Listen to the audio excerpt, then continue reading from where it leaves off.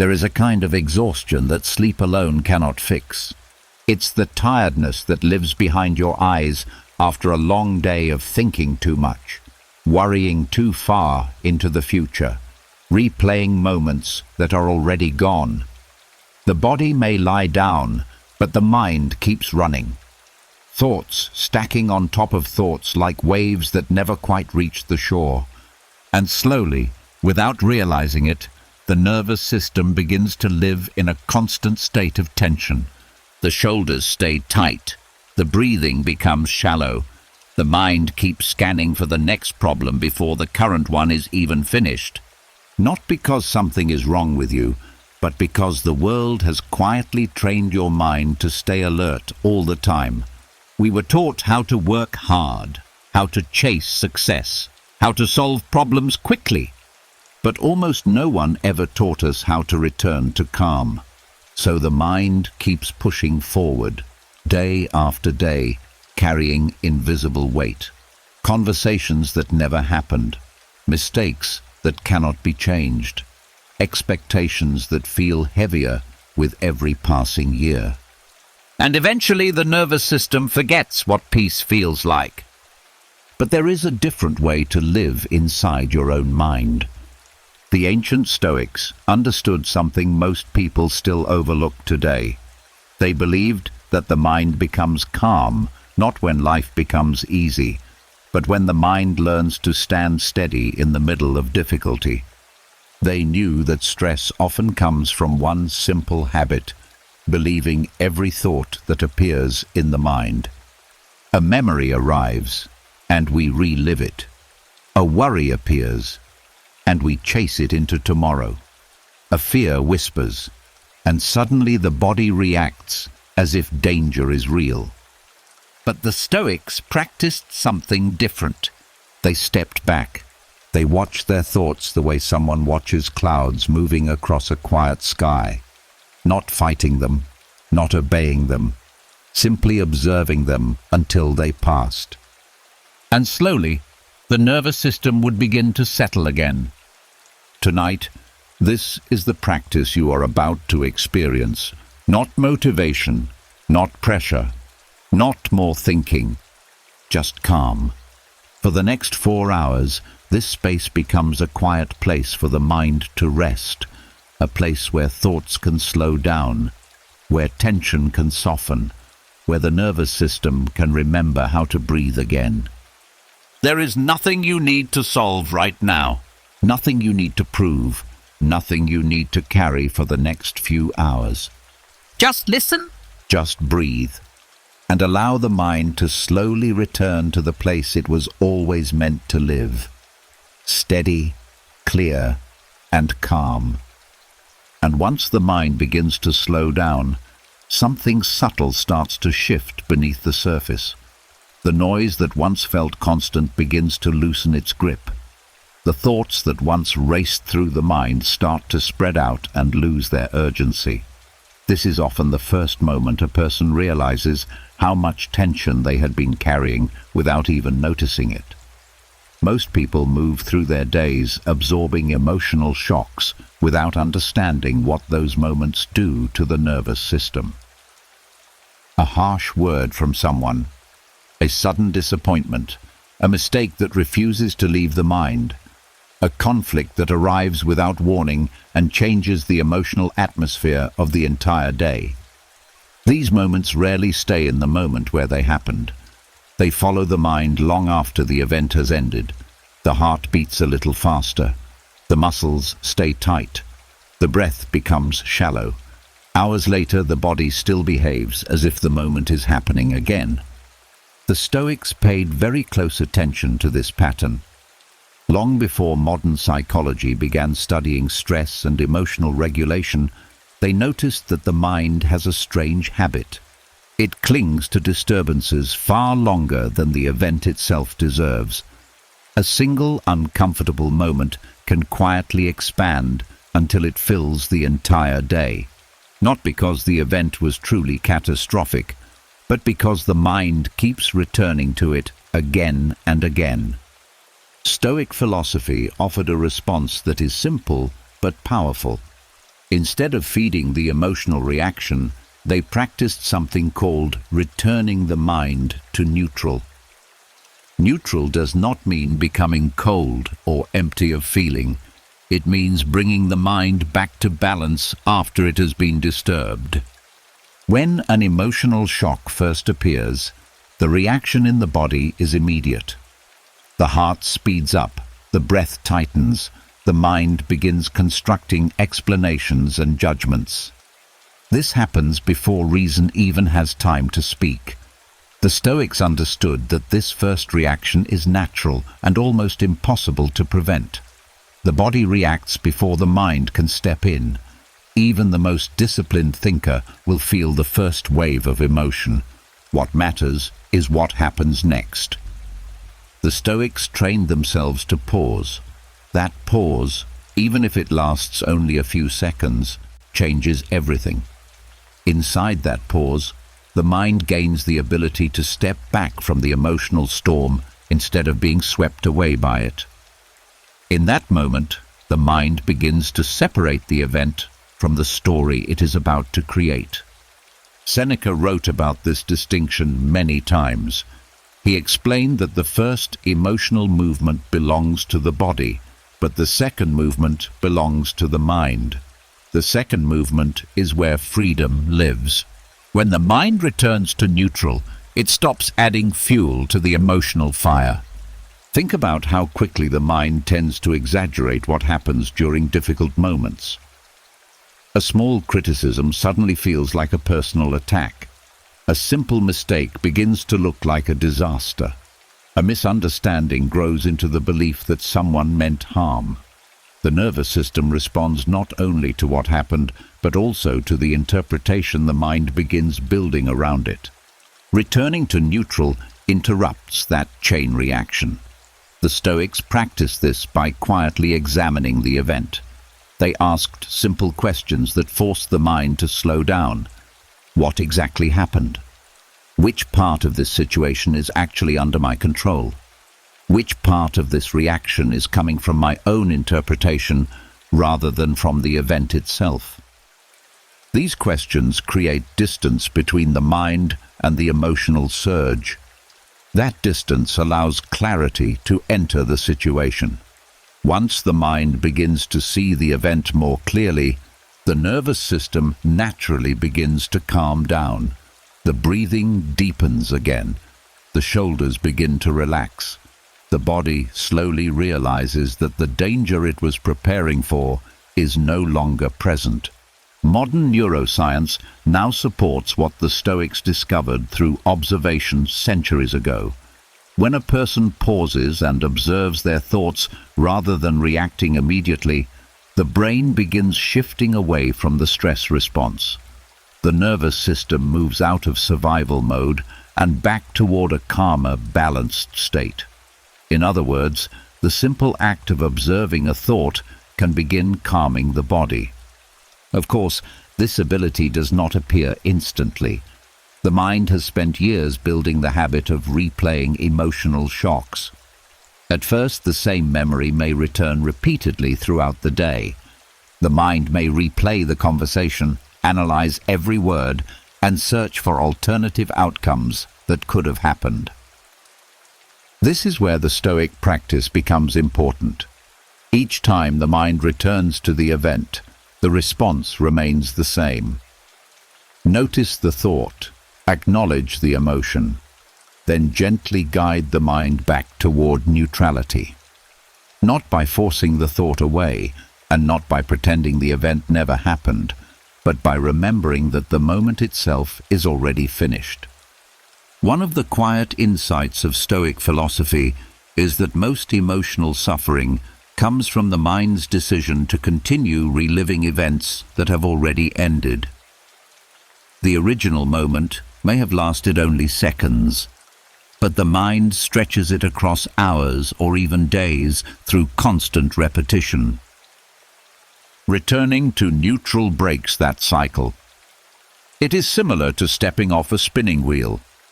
The movement may continue for a short time, but the person who stepped away is no longer being carried around by it.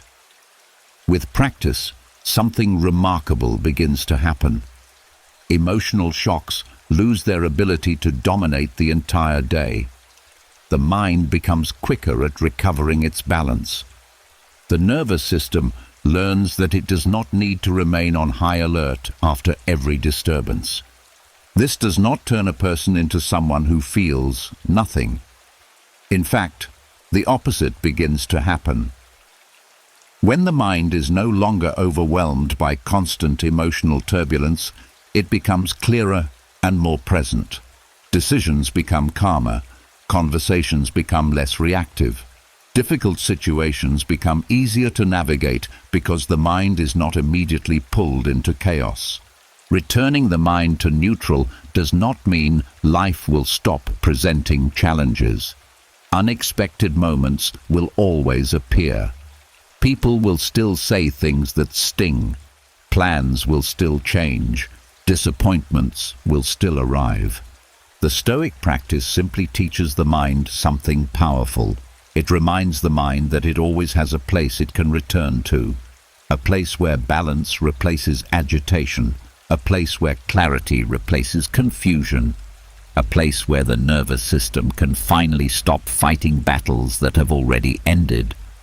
And each time the mind remembers how to return to that place, calm becomes a little more natural.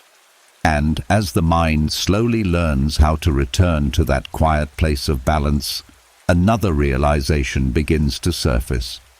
The storms that once seemed to come from the outside world start to look different. The Stoics discovered something that at first can feel uncomfortable to accept.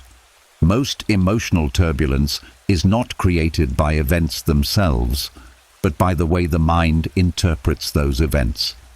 What disturbs us is rarely the moment that happens. It is the judgment the mind attaches to that moment. There is a particular kind of unrest that appears suddenly in the mind. A comment from someone lingers longer than expected. A delay creates irritation that seems larger than the situation deserves. A small inconvenience begins to feel like a personal attack against the day. When these reactions appear, the Stoics believed they were not random emotional storms.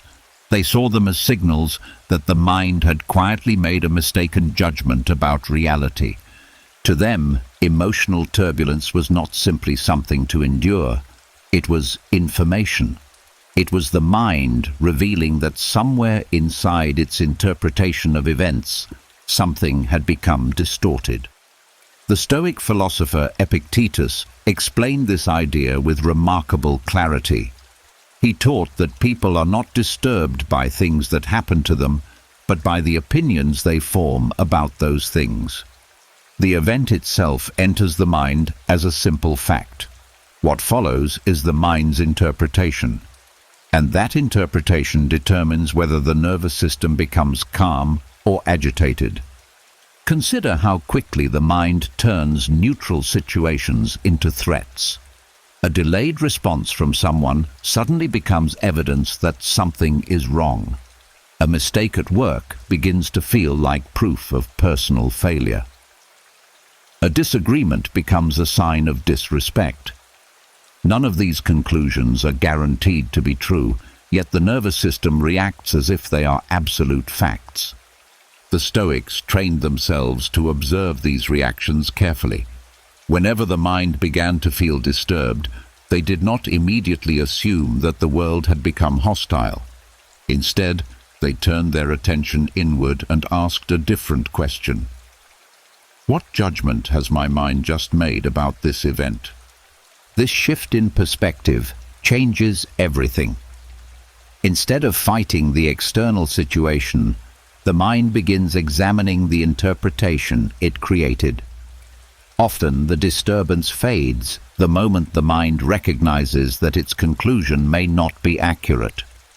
Emotional turbulence often grows from expectations that reality never promised to fulfill. The mind quietly builds assumptions about how people should behave, how events should unfold, and how life should reward effort. When those expectations collide with reality, frustration appears instantly.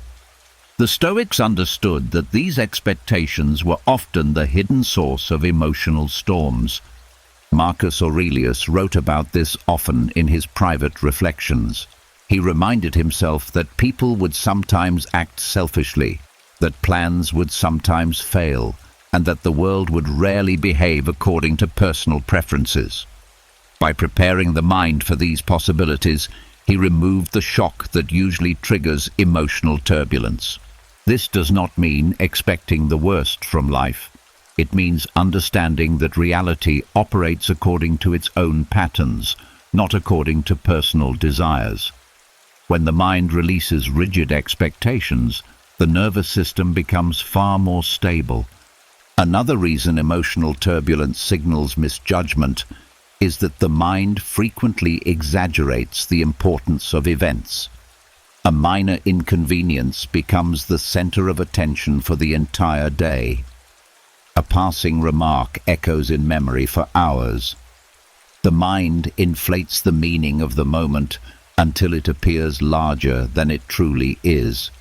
The Stoics practiced shrinking these exaggerations by returning to a broader perspective.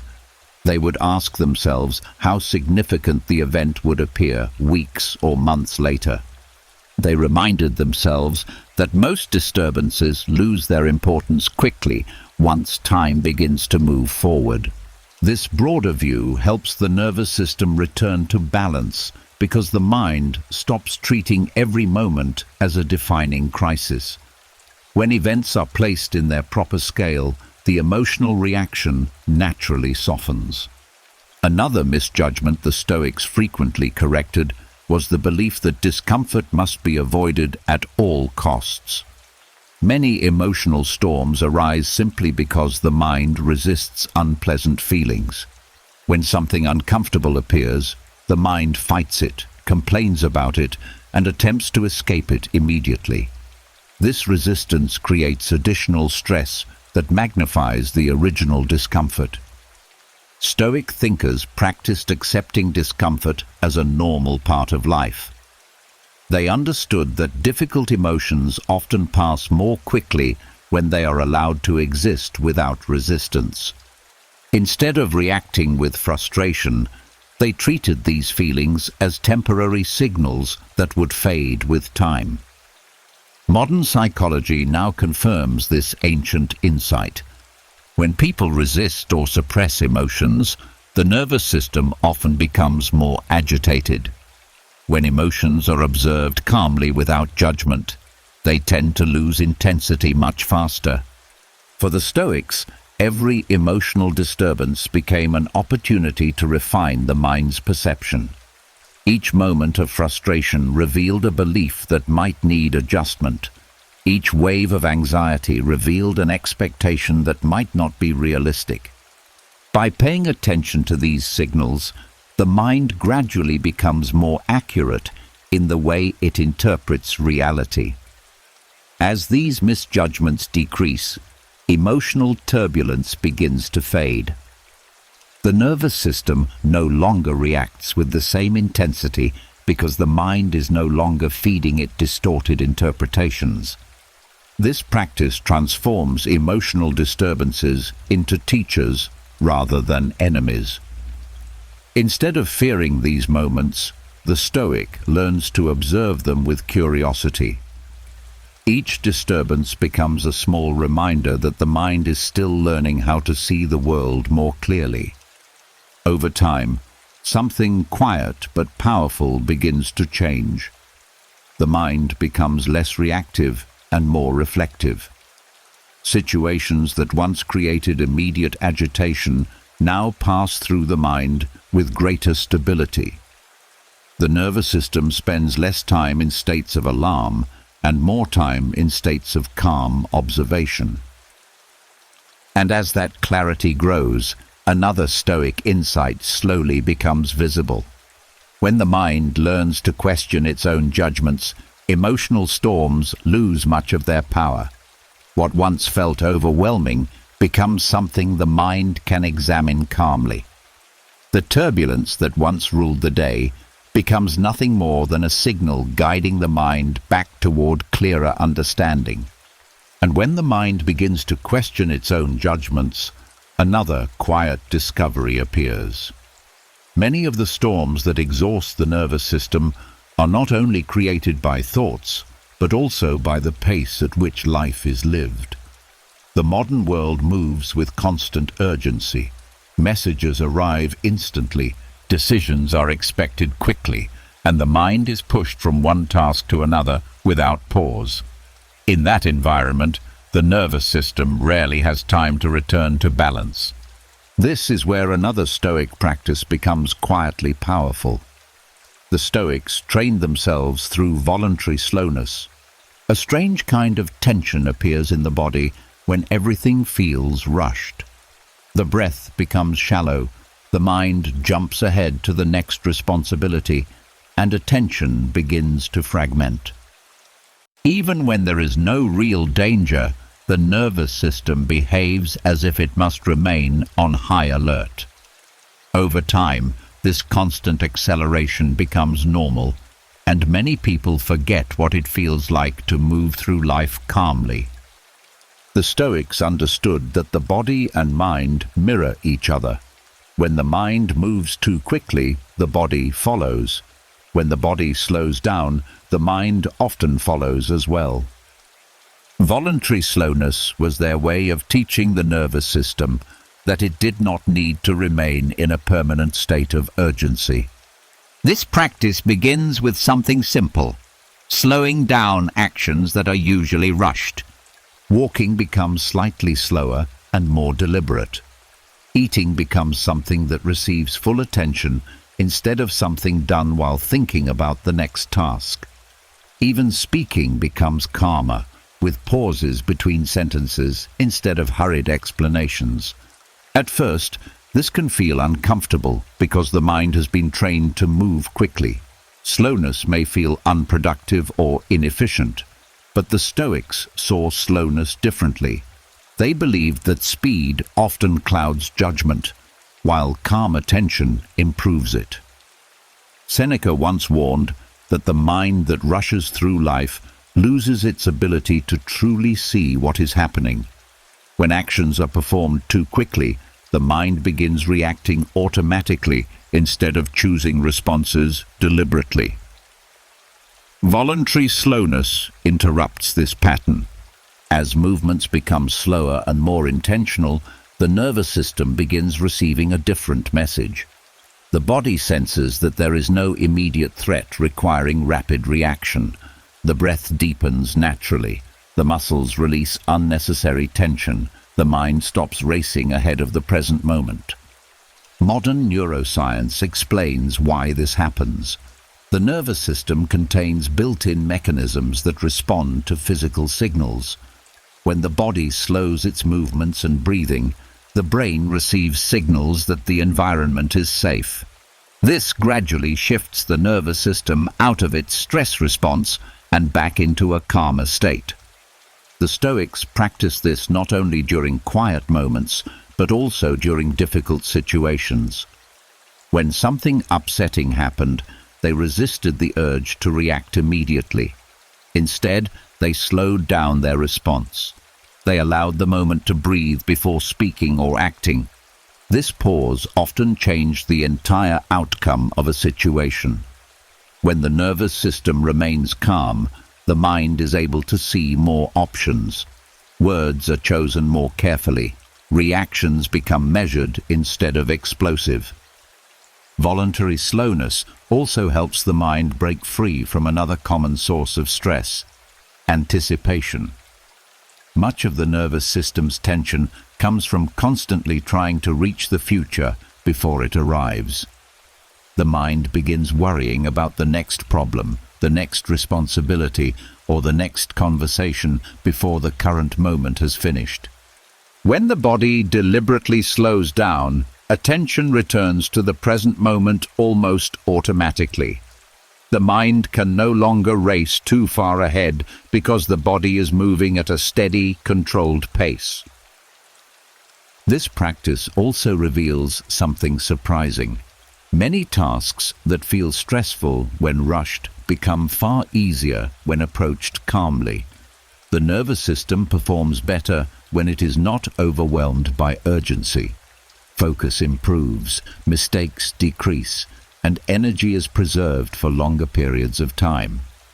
Marcus Aurelius often reminded himself that nothing in life truly required panic. Events may require action, effort, or discipline, but panic rarely improves the situation. By approaching responsibilities with calm deliberation instead of frantic speed, the mind remains steady even when facing challenges. Voluntary slowness does not mean becoming passive or avoiding responsibility. It simply means removing unnecessary urgency from actions. A person can still work hard, solve problems, and pursue goals while maintaining a calm pace internally. Over time, this practice begins to reshape the nervous system. The body learns that it does not need to remain constantly prepared for danger. Calm becomes a familiar state rather than a rare moment. Simple daily actions become opportunities to reinforce this calm rhythm. Walking without rushing to the next destination. Taking a full breath before answering a difficult question. Allowing silence to exist in a conversation instead of filling every space with words. These small moments teach the nervous system a new pattern. The mind begins to trust that not every situation requires immediate reaction. That trust gradually dissolves the background tension many people carry throughout the day. As this steadiness grows, the mind becomes less vulnerable to the emotional storms that once felt overwhelming. Situations that once triggered rapid reactions now pass through the mind more slowly, giving reason time to guide the response. And with each moment of deliberate slowness, the nervous system remembers something it had almost forgotten. Calm is not something that must be found in perfect circumstances.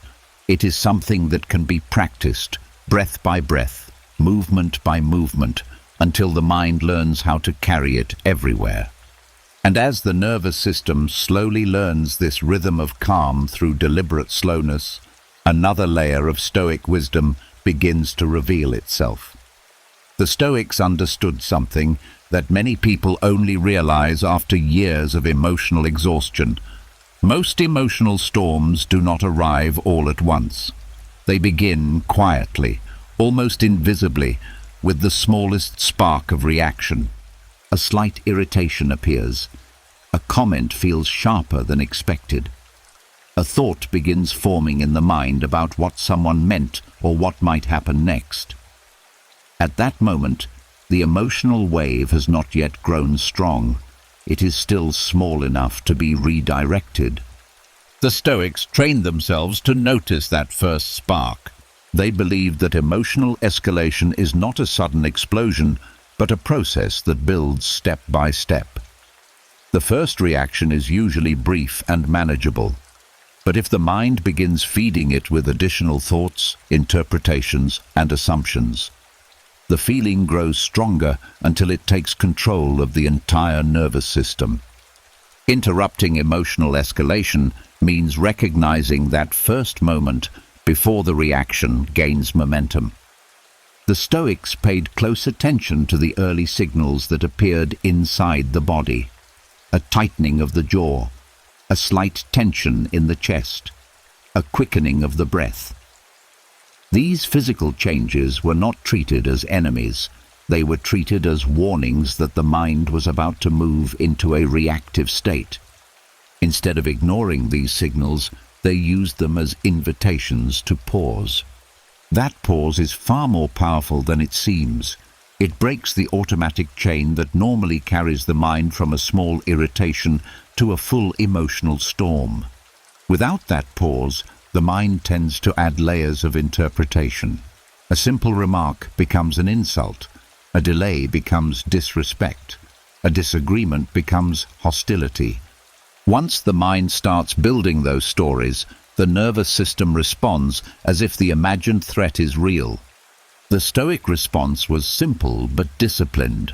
When the first signal of emotional escalation appeared, they stopped feeding the reaction with additional thoughts. They returned attention to what was actually happening in the moment, rather than to the story the mind was beginning to construct. Epictetus often reminded his students that events themselves do not carry emotional meaning. The mind supplies that meaning through interpretation. By interrupting the interpretation early, the emotional reaction loses its fuel.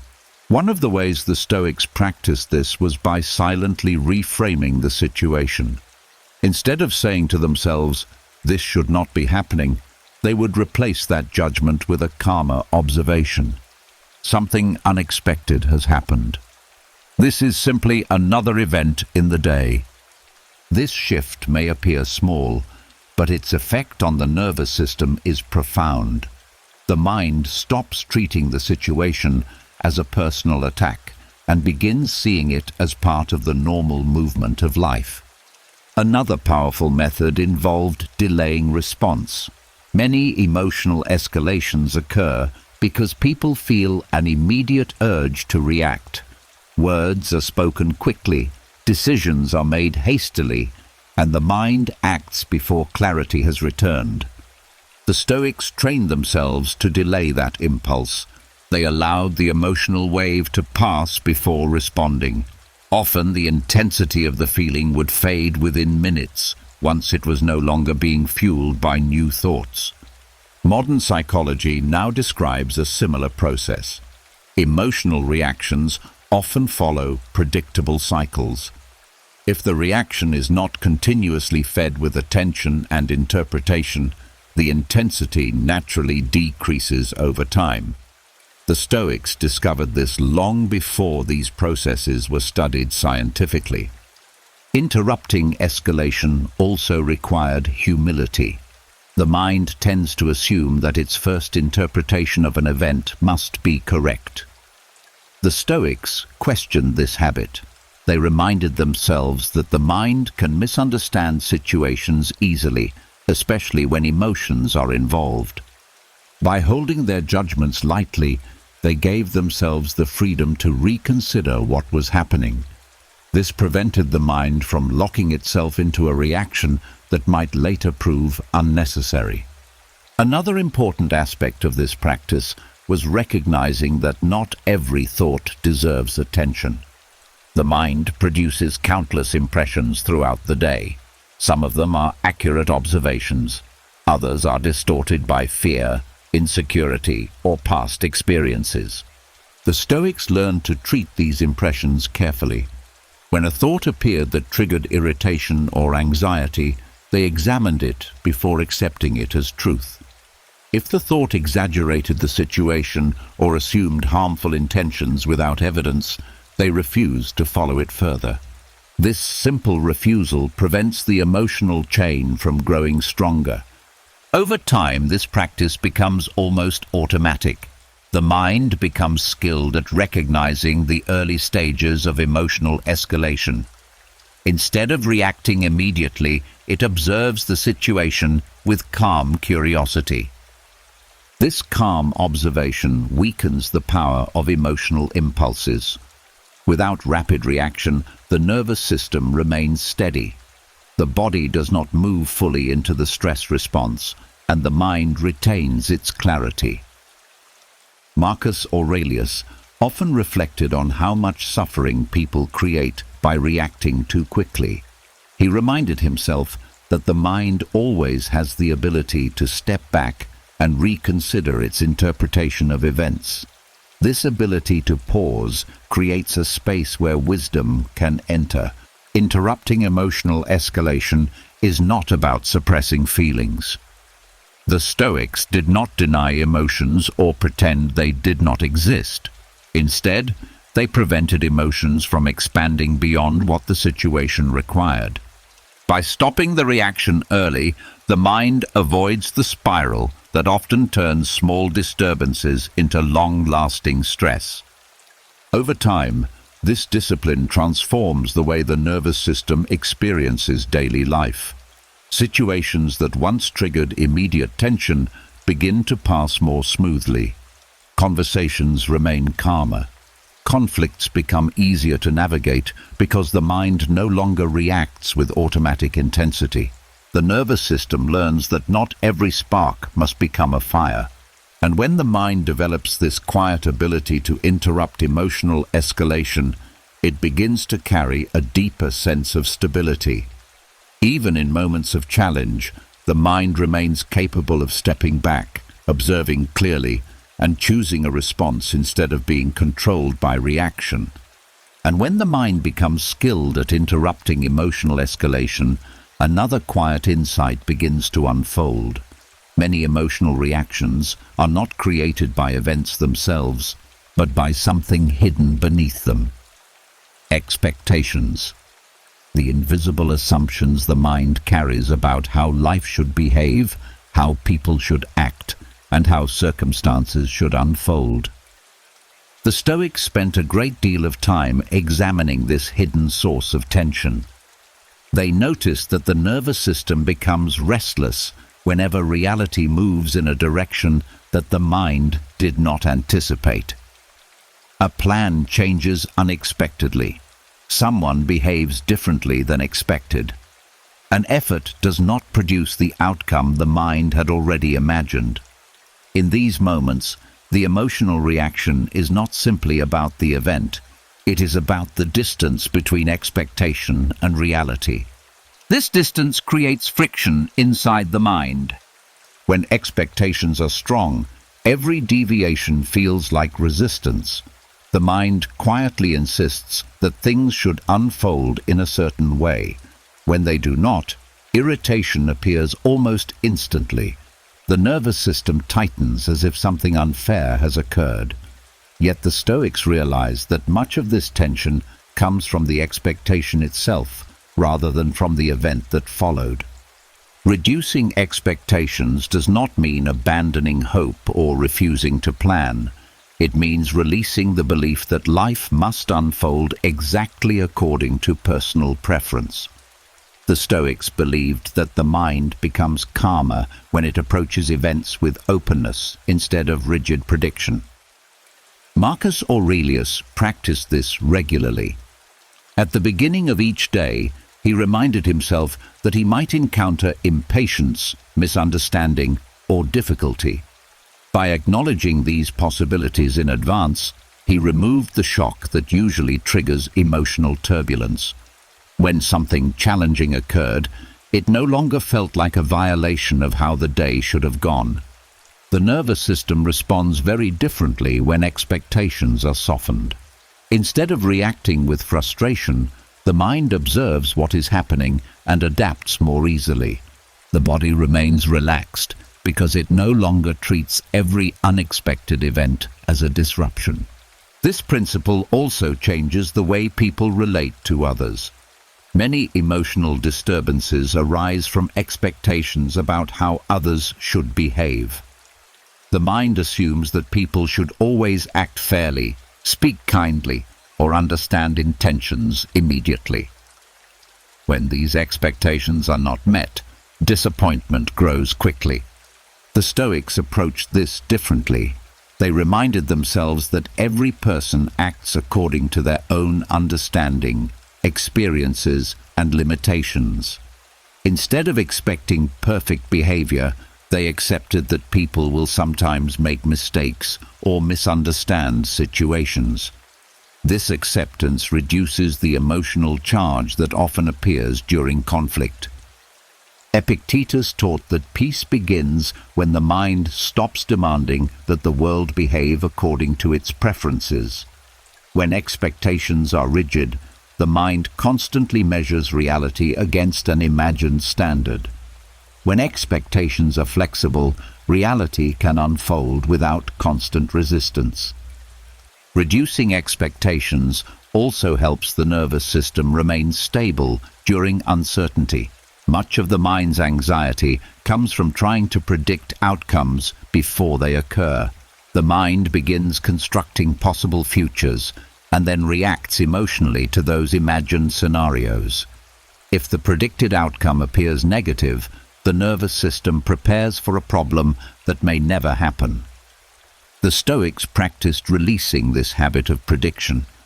They focused on responding to events as they arrived, instead of anticipating every possible outcome. This approach keeps the mind rooted in the present moment, rather than projecting itself into uncertain futures. When expectations are reduced, something surprising begins to happen. Small positive moments become more noticeable. A kind word, a successful task, or a peaceful moment in the day feels more meaningful because the mind was not demanding that it appear. This shift creates a sense of quiet gratitude. Instead of measuring life against a list of requirements, the mind begins appreciating what naturally unfolds. The nervous system also benefits from this change. When expectations are constantly high, the body remains in a subtle state of tension. The mind is always scanning for signs that something may go wrong. By lowering these expectations, the body receives a signal that constant vigilance is no longer necessary. The breath deepens, the muscles soften. The mind becomes less reactive because it is no longer defending a rigid idea of how life should be. Seneca once wrote that a person who prepares for many possibilities will rarely be shaken by events. When the mind allows life to move freely, it becomes much harder for circumstances to create emotional disturbance. This approach does not remove effort or responsibility. The Stoics still worked hard, planned carefully, and pursued meaningful goals. What they released was the belief that outcomes must always align with personal expectations. This freedom creates resilience. When events unfold differently than planned, the mind adjusts without collapsing into frustration. The nervous system remains steady because it was never holding tightly to a single outcome. Over time, this practice transforms the way the mind experiences daily life. Situations that once caused irritation begin to feel lighter. Plans can change without creating emotional storms. Conversations become easier because the mind is not expecting others to behave perfectly. Reducing expectations to zero does not mean expecting nothing from life. It means meeting life without demanding that it follow a script. When the mind adopts this perspective, calm becomes much easier to maintain. The nervous system stops fighting against the natural unpredictability of the world. Reality is allowed to unfold moment by moment without constant resistance. And in that space where expectations loosen their grip, the mind finally discovers something it had been searching for all along. A quiet steadiness that does not depend on circumstances behaving perfectly. And when expectations loosen their grip on the mind, something else becomes possible. The space between events and reactions begins to widen. Situations still appear, words are still spoken, circumstances still change, but the mind no longer feels pulled into immediate response. This quiet space is where one of the most forgotten Stoic skills begins to live. There is always a moment between what happens and what we do next. Most people move through that moment so quickly that they hardly notice it exists. A comment is heard, and the reply leaves the mouth instantly. A message arrives and the mind forms a reaction before fully understanding what was said. A mistake happens and frustration rises almost immediately. The Stoics believed that the quality of a person's life is often determined inside that small, invisible space. That space is the pause between stimulus and reaction. To them, this pause was not weakness or hesitation. It was strength. It was the moment where reason could enter before emotion took control. When the mind learns to pause, The nervous system avoids being dragged into reactions that create unnecessary suffering. Most emotional turbulence happens because reactions occur automatically. The mind receives a stimulus and responds instantly according to habit. Those habits are often shaped by fear, pride, insecurity, or past experiences. When reactions happen without awareness, the mind repeats the same patterns again and again. The Stoics trained themselves to slow down that automatic process. Epictetus taught his students a simple discipline. Whenever something happened that triggered emotion, they were encouraged to say to themselves quietly, "This is only an impression." That small sentence created a pause. It reminded the mind that the first interpretation might not be the final truth. By doing this, the mind stepped back from immediate reaction and entered observation. Inside that pause, the mind could examine what was really happening. Was the comment truly meant as an insult, or was it simply misunderstood? Was the situation truly dangerous, or was the mind exaggerating its importance? Was the reaction necessary, or would silence lead to a better outcome? This pause protects the nervous system from unnecessary escalation. Without it, the mind moves straight into defense. The body tightens, the heart rate rises, and words come out that may later be regretted. With the pause, the nervous system remains steady while the mind considers its response. Marcus Aurelius practiced this skill constantly in his daily life as a Roman emperor. Surrounded by conflict, criticism, and pressure, he often reminded himself not to be carried away by first impressions. Instead, he allowed the moment to settle before acting. This discipline created clarity. When the mind pauses, thoughts become more organized. The emotional surge that appeared at first begins to soften. The nervous system receives time to regulate itself before the situation grows more intense. Modern neuroscience now explains why this practice works so well. Emotional reactions originate in parts of the brain that respond quickly to perceived threats. Reason and careful judgment, however, operate more slowly in areas responsible for reflection and decision-making. When a person pauses, these slower parts of the brain have time to participate in the response. The result is a calmer and wiser reaction. Without the pause, the mind behaves as if every stimulus requires immediate defense. With the pause, the mind becomes selective about when and how it responds. This skill also transforms conversations with others. Many conflicts grow because people react before they truly understand each other. A sentence is heard only halfway before the reply is already forming. The conversation becomes a chain of reactions rather than an exchange of understanding. The Stoic pause interrupts this pattern. When someone speaks, the mind listens fully instead of preparing its defense. Silence is allowed to exist for a moment before responding. That silence gives space for clarity. It also changes the emotional atmosphere of the conversation. People often become calmer when they feel they are being heard rather than immediately challenged. The pause also strengthens self-control. When impulses appear, the mind does not follow them blindly. Instead, it observes them with curiosity. The impulse to argue, to defend pride, or to prove a point can be examined before it turns into action. Over time, this skill reshapes the nervous system. Situations that once triggered instant reaction begin to feel slower. The mind learns that it does not need to answer every stimulus immediately. Some things deserve response, while others can simply pass without attention. This ability gives a person quiet authority over their own reactions. The Stoics believed that true freedom does not come from controlling the outside world. It comes from mastering the inner responses to that world.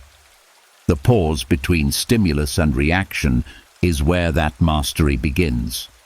With practice, the pause becomes natural. The mind automatically creates space before responding. That space protects peace of mind even during difficult moments. And as the mind continues strengthening this forgotten skill, the nervous system begins to trust something it had almost forgotten. Not every situation demands urgency. Sometimes the wisest response begins with a single calm breath and the quiet decision to wait before reacting. And when the mind becomes familiar with that quiet pause between stimulus and reaction, something even deeper begins to take shape. Reactions become slower, thoughts become clearer, and the nervous system stops rushing into unnecessary battles. Yet even with this skill, there are moments when agitation still finds its way into the mind. Restless thoughts appear without invitation. Worries circle around the same problem. The body may be sitting still, but the mind keeps moving as if it cannot find a place to land. This is where the wisdom of Seneca offers a calm and steady path forward. Seneca lived in a world filled with political danger, pressure, and uncertainty.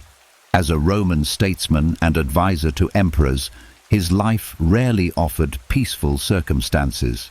Yet within that constant tension, he developed a quiet strategy for dissolving mental agitation.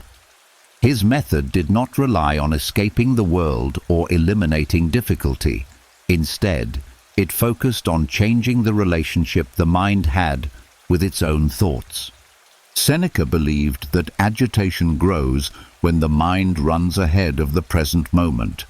When thoughts begin racing into the future, the nervous system starts reacting to events that have not yet happened. The mind imagines possible failures, conflicts, and disappointments. Each imagined scenario creates its own wave of tension. His response to this habit was simple but powerful. Bring the mind back to what is actually happening now. Instead of following thoughts into uncertain futures, Seneca practiced returning attention to the present task, the present breath, and the present moment. When the mind stays close to the moment it is living in, most of the agitation loses its foundation. The body realizes that the dangers it was preparing for are not currently present. Another part of Seneca's strategy involved questioning the urgency of the thoughts that were causing disturbance. When the mind becomes agitated, it often behaves as if every concern must be solved immediately. The thoughts grow louder, repeating themselves until the nervous system becomes exhausted. Seneca recommended stepping back from this sense of urgency. He reminded himself that many problems feel overwhelming only because the mind insists on solving them all at once. When attention is returned to the present moment, the mind can address one step at a time instead of carrying the weight of the entire problem. This shift calms the nervous system because the body no longer feels responsible for controlling the entire future. Seneca also practiced something that modern thinkers might describe as mental distancing. When agitation appeared, he viewed his thoughts as temporary visitors rather than permanent truths. He would observe the thought carefully, almost as if watching someone else speak. This distance weakened the emotional grip that the thought initially carried. When the mind stops identifying completely with every thought that appears, agitation begins to lose its power. Thoughts still come and go, but they no longer control the emotional atmosphere of the mind. Another part of his approach involved simplifying life wherever possible. Seneca believed that mental agitation often grows when life becomes crowded with unnecessary desires and obligations. The more the mind tries to manage, control, and acquire, the more restless it becomes. By reducing unnecessary pursuits, the mind gains space to breathe.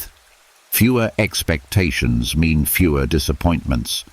Fewer obligations mean fewer worries. This simplicity creates an environment where the nervous system can remain calm even when challenges appear. Seneca also warned about the habit of mentally reliving past events. Many people carry agitation not because of present circumstances, but because their minds continue replaying conversations, mistakes, or regrets from the past. Each time the memory returns, the body reacts as if the event is happening again. His strategy was to treat the past as something finished and beyond influence. What has already happened no longer requires emotional energy. By refusing to repeatedly revisit past disturbances, the mind gradually releases their hold. This approach does not erase memory, but it prevents memory from controlling the present. Another element of Seneca's wisdom involved recognizing the temporary nature of emotional agitation. He often reminded himself that emotions, no matter how intense they appear, rarely remain constant. Like weather passing through the sky, they move and change over time. When the mind understands this, it becomes less frightened by its own emotional states. Instead of fighting agitation with more agitation, the mind allows the feeling to exist without resistance. This quiet acceptance often causes the disturbance to fade naturally. Seneca also emphasized the importance of calm reflection.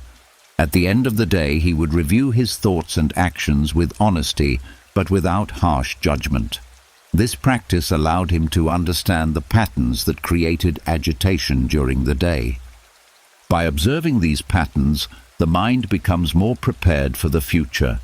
Situations that once triggered strong reactions begin to lose their power because the mind recognizes them more clearly. Over time, Seneca's strategy creates a different relationship with the mind itself. Thoughts are no longer treated as commands that must be followed immediately. They become signals that can be examined, accepted, or gently released. This quiet shift transforms the nervous system. Instead of reacting to every thought as if it were urgent truth, the mind learns to remain steady even while thoughts move through it. And as this steadiness grows, agitation begins to dissolve more easily. The mind returns again and again to a place of calm observation, where thoughts may appear but no longer dictate the emotional rhythm of the day. In that space, the nervous system finally finds what it has been searching for beneath all the noise. A quiet stability that does not depend on circumstances becoming perfect. A calm that remains available whenever the mind remembers how to return to it. And as the mind begins to dissolve agitation, the way Seneca described, another quiet pattern starts to reveal itself. Many disturbances do not come from the events themselves, but from the resistance the mind creates toward those events. The moment something unpleasant appears, the mind tightens. It pushes against the situation, argues with it internally, and begins repeating a familiar sentence. This should not be happening. That silent resistance is where much of the nervous system's tension begins. The Stoics noticed that life constantly moves between comfort and discomfort, success and delay, agreement and conflict. These movements are part of the natural rhythm of existence. Yet the mind often reacts as if these changes are violations of how life is supposed to unfold. When reality moves in a direction the mind does not prefer, resistance appears almost automatically. Psychological resistance is not always loud or dramatic. Often it is subtle. A feeling of irritation while waiting longer than expected. A tightening of the chest when plans suddenly change. A quiet frustration when someone behaves differently than the mind had predicted. The nervous system reacts because the mind is pushing against what is already happening. The Stoics believed that this resistance creates a second layer of suffering that is often larger than the event itself. When something unpleasant happens, the event may last only a moment, but when the mind resists it, the experience stretches across hours or even days. The mind keeps replaying the situation, judging it, and wishing it had unfolded differently. The body remains tense because the mind refuses to let the moment pass. Learning to experience events without psychological resistance begins with recognizing that reality does not require agreement in order to exist. Events unfold whether the mind approves of them or not. The Stoics understood that resisting reality does not change the event, but it does intensify the disturbance inside the nervous system. Marcus Aurelius practiced a quiet form of acceptance that helped dissolve this resistance. When something difficult occurred, he reminded himself that the event was simply part of the larger movement of the world. It had arrived according to causes and conditions beyond personal control. By acknowledging this, the mind stopped treating the event as an injustice. Acceptance in Stoic philosophy does not mean liking everything that happens. It means allowing events to exist without fighting against their existence. This shift changes the experience of discomfort dramatically. When the mind stops arguing with the moment, the nervous system stops treating the situation as a battle. The body relaxes because it is no longer preparing to fight something that cannot be reversed. Many people confuse acceptance with passivity. The Stoics did not believe in becoming passive or indifferent to problems. They believed in responding wisely once the mind had stopped resisting the situation. Clear action becomes possible only when the emotional turbulence created by resistance fades. Consider how the mind reacts to delays. A train arrives late, or a conversation takes longer than expected. The mind immediately begins protesting internally. This delay should not be happening. This is wasting time. The nervous system reacts with irritation, even though the delay itself cannot be changed in that moment. When resistance is removed, the same situation feels very different. The delay is simply part of the day. The mind adapts, perhaps using the moment for reflection or observation. The nervous system remains calm because it is no longer fighting against reality. The Stoics trained themselves to notice resistance the moment it appeared. Whenever frustration arose, they examined whether the disturbance came from the event itself or from their refusal to accept it. Most of the time, the tension came from the second source. This awareness allowed them to release resistance quickly. Another aspect of this practice involves allowing emotions to exist without immediately trying to remove them. When unpleasant feelings appear, the mind often tries to push them away. Ironically, this attempt to eliminate discomfort can make the feelings stronger. The Stoics approached emotions with calm observation. If sadness appeared, it was acknowledged. If frustration appeared, it was noticed. The emotion was allowed to exist without being amplified by judgment or resistance. Without additional mental struggle, the emotion often faded naturally. Modern psychology describes a similar process. When people resist emotions or attempt to suppress them, the nervous system becomes more activated. When emotions are observed without resistance, the body processes them more efficiently and returns to balance more quickly. Experiencing events without psychological resistance also cultivates resilience. Life inevitably presents situations that cannot be controlled or avoided. When the mind stops resisting these moments, it becomes more flexible.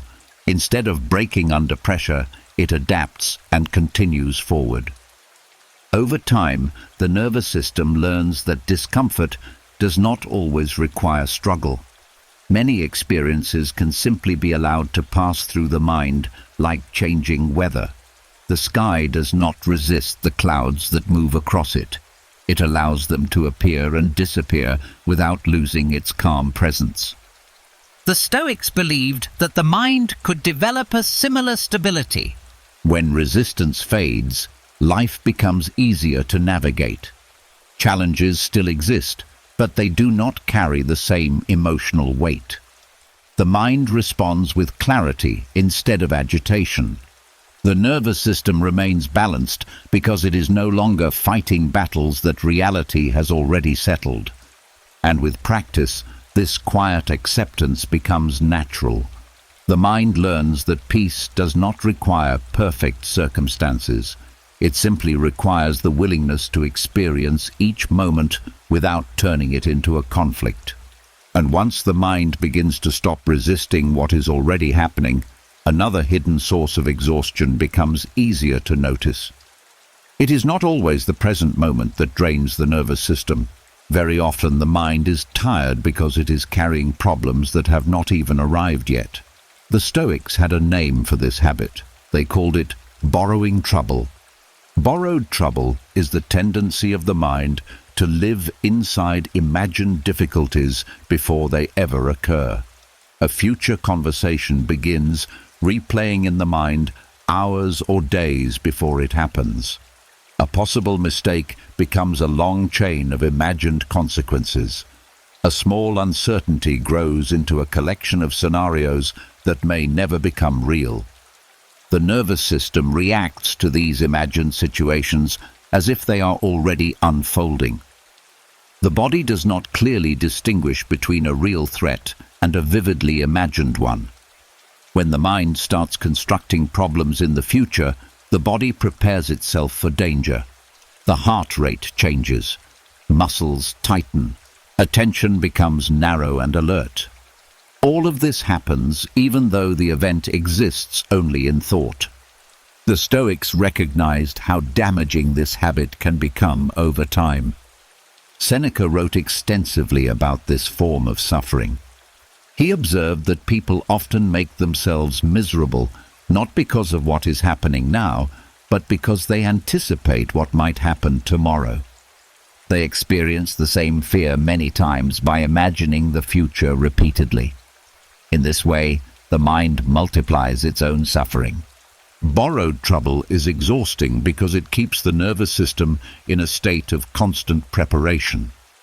The mind believes it is solving problems by thinking ahead, but most of the time it is simply rehearsing anxiety. The body remains tense because it believes the imagined scenario requires readiness. This habit can become so normal that people rarely notice it. A quiet moment appears in the day, and the mind immediately begins filling that space with possible future difficulties. What if something goes wrong? What if the plan fails? What if others react negatively? These questions can spiral endlessly. The Stoics approached this habit with clear discipline. They reminded themselves that the future is uncertain by nature. Attempting to live inside it before it arrives does not improve outcomes. It simply drains the energy needed to respond when the moment actually appears. Epictetus taught that attention should remain focused on what is currently within reach. When the mind moves too far into the future, it begins reacting to things outside its control. This reaction creates unnecessary agitation because the mind cannot influence events that have not yet happened. By returning attention to the present moment, the nervous system receives a powerful signal. There is no immediate danger requiring preparation. The body can release tension because the imagined threat is no longer being fed by constant thought. Another reason borrowed trouble exhausts the nervous system is that the mind often exaggerates the likelihood of negative outcomes. When thinking about the future, the imagination tends to focus on worst-case scenarios. These imagined outcomes appear convincing because the mind repeats them so frequently. The Stoics challenged this habit by asking a simple question: is this event happening right now? If the answer was no, They returned attention to what was actually unfolding in the present moment. This practice interrupts the cycle of anticipation before it grows stronger. Marcus Aurelius used a similar approach in his reflections. Whenever his mind began worrying about events beyond the present day, he reminded himself that the future will arrive one moment at a time. There was no need to carry its entire weight in advance. This perspective lightens the mental load immediately. Instead of preparing for every possible outcome, the mind learns to trust its ability to respond when the moment arrives. The nervous system becomes calmer because it no longer believes it must defend against imaginary threats. The Stoics did not completely ignore the future. Planning and preparation still had their place. What they avoided was emotional investment in scenarios that might never appear.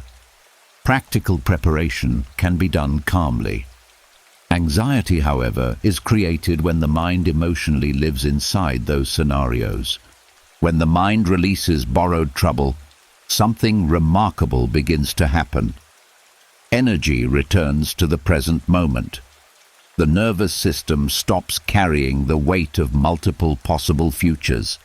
Attention becomes clearer because it is no longer divided between reality and imagination. Daily life begins to feel lighter. Small moments that once passed unnoticed become visible again. Conversations become easier because the mind is fully present instead of distracted by future worries. Decisions become calmer because the nervous system is not operating under constant pressure. The Stoics understood that life unfolds one moment at a time. The mind suffers when it tries to live several moments ahead of itself. By refusing to borrow trouble from the future, the nervous system regains its natural rhythm. The body responds only to what is actually happening rather than to imagined difficulties. And as this habit fades, the mind begins to rediscover a quiet form of freedom. The freedom of experiencing the present moment without carrying the weight of problems that have not yet arrived. And when the mind finally stops borrowing trouble from the future, the nervous system begins to breathe a little easier. Yet another discovery soon follows. Much of the stress stored in the body does not come directly from what happens in life. It comes from the story the mind tells about what happens. Every event arrives first as a simple fact. A conversation ends abruptly. A plan fails. Someone behaves in a way that feels disappointing. These events enter the mind as neutral pieces of reality. But almost immediately the mind begins building a narrative around them. The mind starts explaining what the event means. It decides why it happened. It predicts what will happen next. These explanations appear so quickly that most people mistake them for the event itself. Yet the Stoics noticed something important. The narrative often carries far more emotional weight than the event that created it. The body responds to that narrative as if it were absolute truth. When the mind interprets an event as unfair, threatening, or humiliating, the nervous system moves into a defensive state. The muscles tighten, the breathing shortens, and the heart rate rises. The body prepares itself for conflict even when the situation has already passed. But when the narrative changes, the body changes with it. This was one of the quiet strategies the Stoics practiced. They understood that the mind constantly narrates life, and those narratives shape the emotional atmosphere inside the body. If the narrative becomes distorted, the nervous system suffers. If the narrative becomes clearer and calmer, the body begins to release stress. Epictetus often reminded his students that events themselves do not disturb us. What disturbs us is the interpretation we attach to them. That interpretation becomes the story the mind repeats to itself. For example, a delayed message from someone might quickly turn into a narrative of rejection. The mind might conclude that the other person is upset, distant, or intentionally ignoring the conversation. The body reacts to this imagined explanation with tension and worry. Yet the actual event remains simple. A message has not yet been answered. By correcting the narrative, the nervous system returns to balance. Instead of assuming negative intent, the mind acknowledges that many explanations are possible. The delay may have nothing to do with personal rejection. Once the mind releases its harsh interpretation, the body immediately begins to relax. Marcus Aurelius practiced this mental correction constantly. When his mind began telling a stressful story about an event, he would reduce the narrative to the simplest possible description. If someone spoke sharply to him, he would remind himself that a person raised their voice. Nothing more had actually happened. By stripping away emotional interpretations, he prevented the mind from building unnecessary stress. The nervous system responds very differently to simple facts than it does to dramatic stories. Facts allow the body to remain calm. Stories often trigger emotional escalation. Another way the Stoics corrected the mind's narrative was by examining the evidence behind their interpretations. When a stressful thought appeared, they asked whether the mind was describing reality accurately or exaggerating the situation. Often the mind had quietly turned a minor inconvenience into a major threat. The Stoics believed that many stressful narratives come from habits learned over time. The mind becomes accustomed to assuming the worst possible explanation for events. This habit might have developed as a way of protecting against danger, but in modern life it often creates more stress than protection. Correcting the narrative means replacing these exaggerated interpretations with more balanced ones. A mistake does not become a personal failure. A disagreement does not become permanent conflict. A delay does not become disaster. When the mind releases extreme conclusions, the nervous system no longer needs to react as if the situation were catastrophic. This shift also helps the body release stress stored from past experiences. Sometimes the mind carries old narratives that continue influencing how new events are interpreted. A single memory can shape how similar situations are viewed years later. The Stoics encouraged examining these inherited stories carefully. When the mind notices that a narrative is based more on past fear than present reality, it can choose to update that interpretation.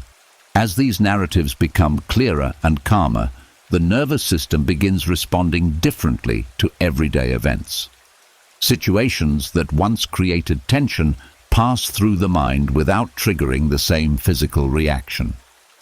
Modern psychology now recognizes this connection between thought patterns and physical stress. When people learn to reinterpret situations more realistically, their nervous system becomes less reactive.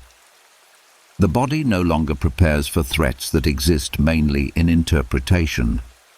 The Stoics understood this long before scientific studies explained the process. They knew that peace of mind depends not only on what happens in life, but on the story the mind chooses to tell about those events. By correcting the narrative, the mind removes the emotional fuel that keeps stress alive inside the body. Over time, this practice becomes natural. When a stressful thought appears, the mind examines it rather than accepting it immediately. The story is simplified until it reflects the event itself instead of the fear surrounding it. As the narrative becomes calmer, the body follows. The breath becomes deeper. The muscles soften. The nervous system returns to balance because it no longer believes it is facing a crisis. And slowly the mind begins to understand something that the Stoics knew well.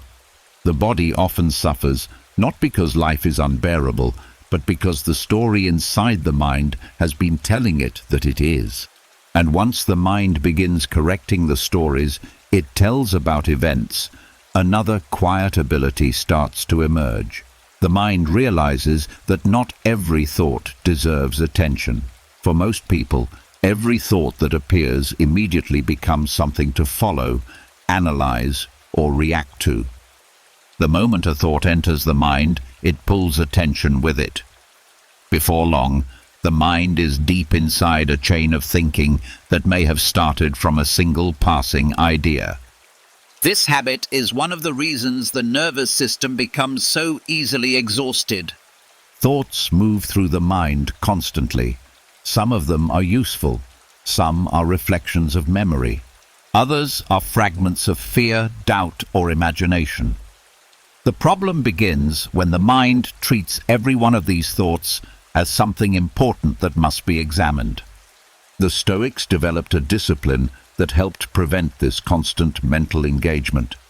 They practiced allowing thoughts to pass through the mind without attaching themselves to them. At first, this idea can seem unusual because most people believe that thinking about a thought is the only way to handle it. When a worry appears, the mind immediately begins trying to solve it. When a criticism from the past appears, the mind starts replaying the conversation. When a fear about the future enters, the mind begins building scenarios around it. The Stoics realized that this engagement often strengthens the thought instead of resolving it. A single thought may appear quietly and then disappear on its own. But if the mind begins analyzing it, judging it, or arguing with it, the thought becomes more active. It grows stronger because attention continues feeding it. The Stoics treated thoughts differently. They observed them the same way someone might observe clouds moving through the sky.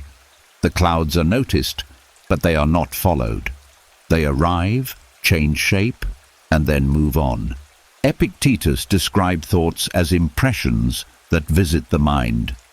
These impressions appear naturally and cannot always be controlled. What can be controlled is whether the mind chooses to engage with them. When the mind refuses to engage with certain thoughts, the nervous system avoids unnecessary activation. Consider how the body reacts when a stressful thought appears. The moment the mind begins exploring that thought, the body prepares itself for the imagined situation. If the thought involves conflict, the muscles tighten. If the thought involves fear, the breath shortens. The nervous system reacts even though the situation exists only in imagination. By allowing the thought to pass without engagement, the body remains calm. Marcus Aurelius practiced this discipline regularly in his reflections. When a disturbing thought appeared, he would simply acknowledge that it existed and then return his attention to the present moment. He did not attempt to argue with the thought or push it away forcefully. He allowed it to fade naturally. This approach removes the struggle that often keeps thoughts alive. Many people believe that unwanted thoughts must be fought or eliminated.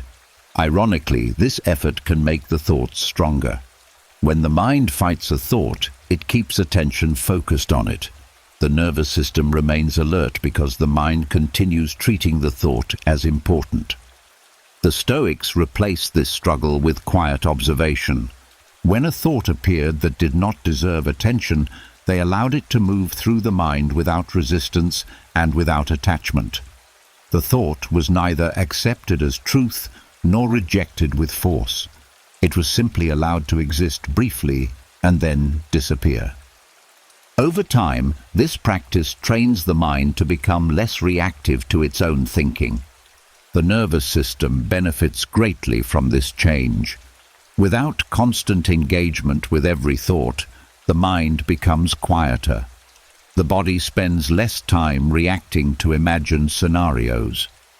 Energy that was once spent on unnecessary thinking becomes available for awareness and calm attention. This discipline also reveals something surprising about the nature of thoughts. Many thoughts are temporary visitors that lose strength when they are not fed with attention.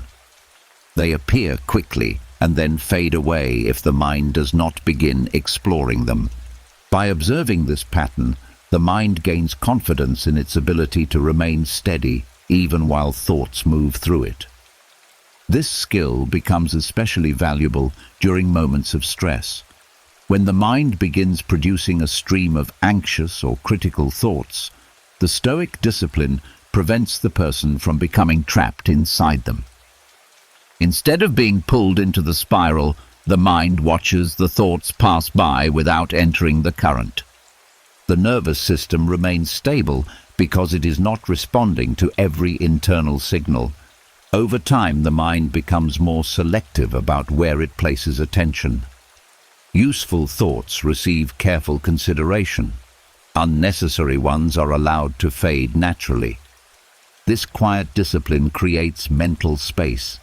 Inside that space, calm begins to grow more easily. The mind feels less crowded, and the nervous system no longer reacts to every passing thought as if it were urgent. And as this ability strengthens, the mind begins to understand something deeply freeing. Thoughts may continue appearing throughout the day, but they no longer control the direction of attention. The mind becomes like a calm observer standing beside a flowing river. Thoughts move through the current, but the observer remains steady on the shore, watching them pass without being carried away. And as the mind learns to let thoughts pass without chasing them, something else begins to appear beneath the surface. The inner world becomes quieter. Reactions become slower. The nervous system begins to rest in ways it may not have experienced for a long time. In that quiet space, a quality emerges that the Stoics respected deeply: calmness. Many people today misunderstand calmness.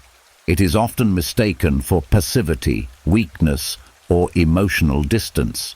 A calm person may be seen as someone who lacks passion or refuses to engage with life. But the Stoics saw calmness in a completely different way. To them, calmness was not a retreat from life. It was a form of strength. They believed that the person who remains calm when circumstances become difficult possesses a level of inner control that most people never develop. Think about how most people respond when pressure appears. When criticism arrives, the mind reacts immediately. When plans collapse, frustration spreads quickly through the body. When conflict appears, voices rise and emotions take control of the conversation. These reactions feel powerful in the moment, but they often reveal a mind that has lost its balance. The Stoics observed that emotional reactions can easily overpower reason. Once the nervous system becomes flooded with anger or fear, clear thinking becomes difficult. Decisions are made quickly, words are spoken without reflection, and actions are driven by impulse rather than wisdom. Calmness interrupts this pattern. When the mind remains calm, the nervous system stays stable, even while challenges unfold. The person is still aware of the difficulty, but they are not overwhelmed by it. This stability allows reason to continue guiding behavior even under pressure. Marcus Aurelius often wrote about this type of strength. As a Roman emperor, he faced constant responsibility, political tension, and criticism. Yet he repeatedly reminded himself that losing inner calm would only make situations worse. A disturbed mind cannot solve problems effectively. By remaining calm, the mind retains its clarity. This clarity allows a person to see situations more accurately. Instead of reacting to appearances, the mind examines what is actually happening. Instead of escalating conflict, the mind searches for solutions. The Stoics believed that calmness protects the mind from being controlled by external circumstances. Most people allow their emotional state to be determined by what happens around them. A compliment brings happiness. A criticism creates anger. A setback produces discouragement. The emotional atmosphere of the mind becomes dependent on events that cannot always be controlled. The Stoics refused to give this power to the outside world. They trained themselves to develop inner stability so that their peace of mind would not be constantly shaken by circumstances. This did not mean ignoring events or pretending that difficulties did not matter. It meant responding thoughtfully instead of reacting automatically. Epictetus described this form of strength as the ability to remain steady when others lose their balance. When someone insults you and you remain calm, you demonstrate control over your own reactions. When pressure rises and the mind stays clear, you maintain the ability to act wisely. This kind of calmness often changes the behavior of others as well. In tense situations, emotions tend to spread quickly between people. Anger provokes more anger. Anxiety creates more anxiety. But calmness has its own influence. When one person remains steady, it often slows the emotional escalation of the entire situation. The Stoics understood that calmness can quietly reshape the atmosphere of a conversation or conflict. Another reason calmness was considered strength is that it requires discipline. Remaining calm is not something that appears automatically. The mind must practice observing its reactions, questioning its judgments, and refusing to follow impulses that lead to unnecessary agitation. This discipline strengthens the mind over time. Just as physical training strengthens the body, mental discipline strengthens emotional stability. Each moment where the mind chooses calm reflection instead of impulsive reaction reinforces that stability. The nervous system gradually learns that it does not need to respond to every challenge with tension. This strength also protects long-term well-being. A life filled with constant emotional turbulence exhausts the body and clouds judgment. Calmness preserves energy and keeps the mind focused on what truly matters. Seneca often warned that people waste enormous amounts of strength fighting unnecessary emotional battles. When the mind becomes calm, that wasted energy is reclaimed. Attention becomes sharper, decisions become wiser, and the nervous system operates from balance rather than strain. Calmness also creates resilience. Life will always contain uncertainty and difficulty. The Stoics never promised that calmness would eliminate hardship. What they believed was that a calm mind can move through hardship without being broken by it. When challenges appear, the calm mind adapts instead of collapsing. It remains steady enough to respond thoughtfully rather than reacting blindly. Over time, this steadiness becomes part of the person's character. Others begin to notice it. In moments when people around them become agitated, the calm individual often becomes a point of stability. Their presence alone can slow the emotional intensity of the situation. This quiet influence reveals why the Stoics admired calmness so deeply. True strength, in their view, was not measured by how loudly someone reacted or how forcefully they defended themselves. It was measured by the ability to maintain inner order while the outside world moved unpredictably. And as the mind continues practicing these disciplines, calmness gradually stops feeling like something that must be forced. It becomes the natural state the mind returns to, a steady presence beneath changing events, a quiet strength that allows the nervous system to remain balanced no matter what the day brings. And when calmness begins to settle into the mind as a quiet strength, another pattern slowly becomes visible. Much of the tension people carry does not come from the size of their problems. It comes from the feeling that everything must be solved immediately. The mind begins pushing itself forward with invisible pressure, creating a constant sense of urgency even when the situation does not require it.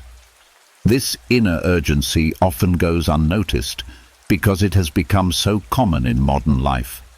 The mind rushes from one thought to another, from one task to the next, always feeling slightly behind, slightly pressed for time. Even during moments of rest, the mind continues scanning for the next responsibility. The nervous system rarely receives permission to slow down. The Stoics recognized how deeply this urgency disturbs the inner world. They understood that urgency can sometimes be useful when a situation truly requires quick action. But they also noticed that most of the urgency people feel is created internally rather than by real necessity.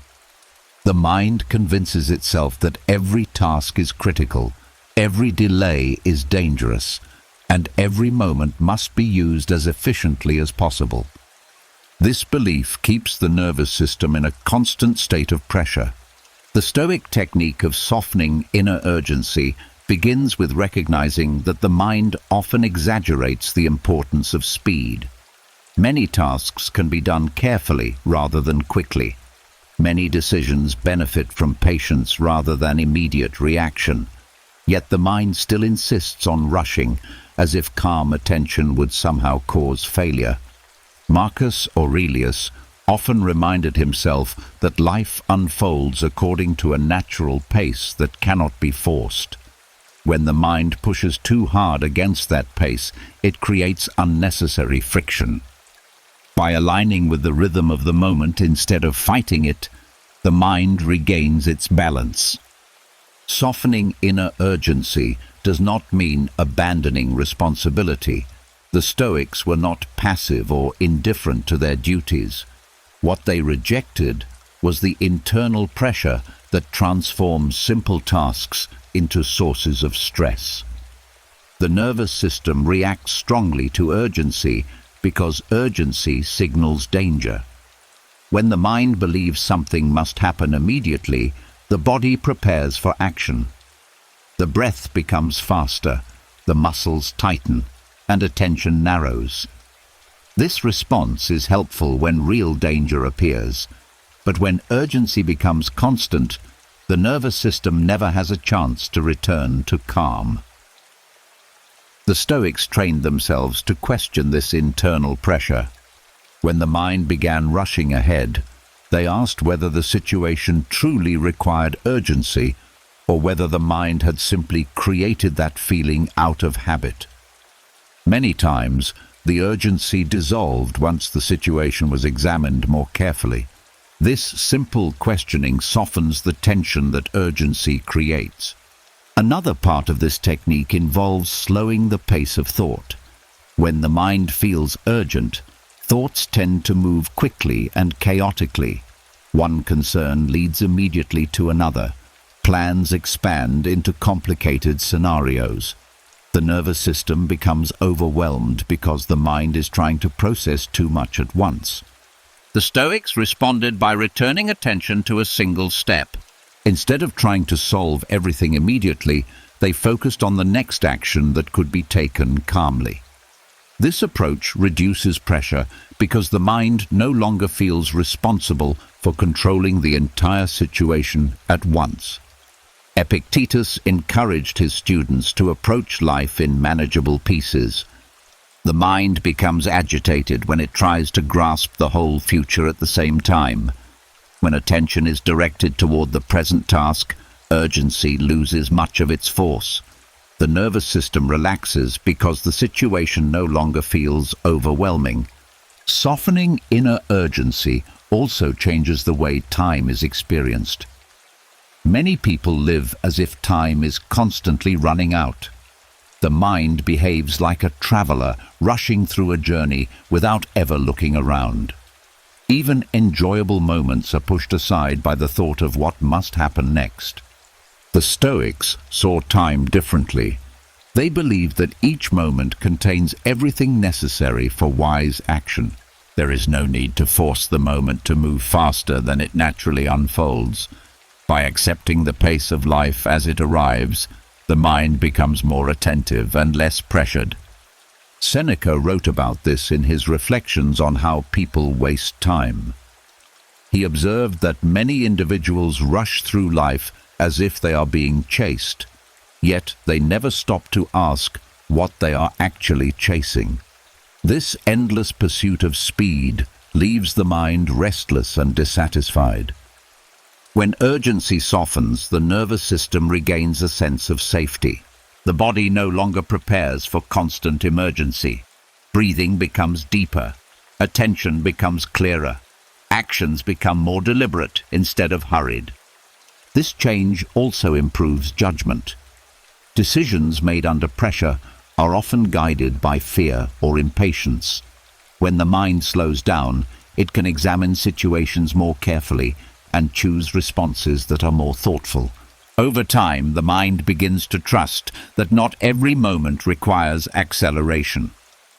Responsibilities are still fulfilled, goals are still pursued, but the inner pressure fades. Life begins to feel less like a race and more like a steady path that unfolds step by step. The Stoics believed that wisdom often moves quietly. It does not rush or force its way forward.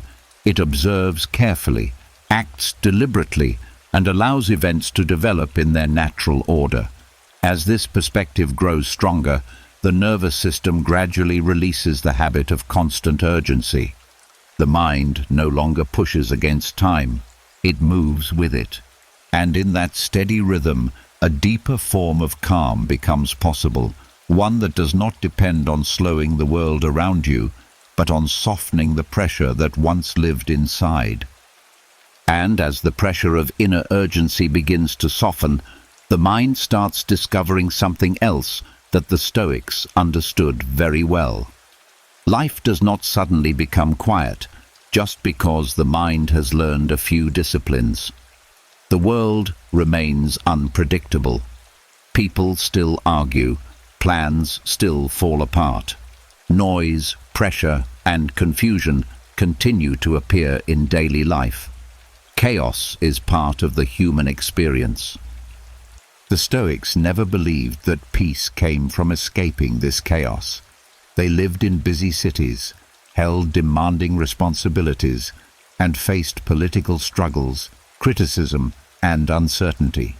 Yet they developed a remarkable ability to step mentally outside the chaos without abandoning the reality around them. This ability became one of the most powerful tools for protecting the nervous system. Most people respond to chaotic situations by allowing their minds to become just as chaotic as the environment around them. When many voices speak at once, the mind becomes noisy. When problems appear suddenly, the mind begins racing in every direction. The body reacts with tension because it feels surrounded by pressure. The Stoics trained themselves to do something different. Instead of being pulled directly into the emotional storm, they practiced stepping back mentally and observing the situation from a wider perspective. This step back does not remove them from reality. They still see what is happening. They still respond to the situation. But they observe it with a calmer mind, almost as if they were watching events from a slight distance rather than being swallowed by them.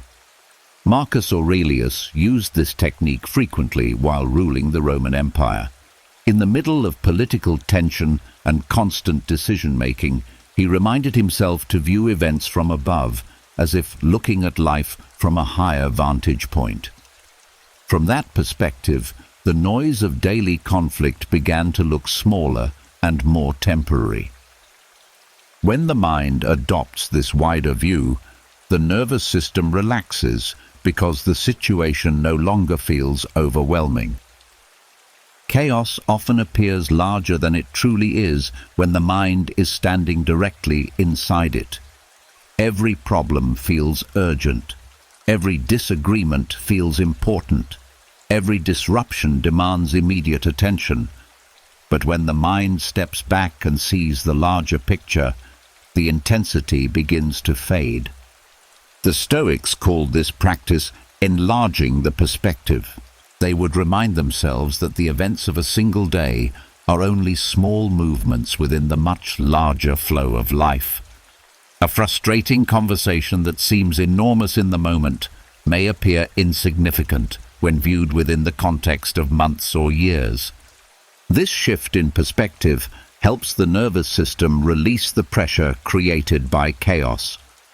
Another aspect of stepping outside chaos involves separating what can be controlled from what cannot.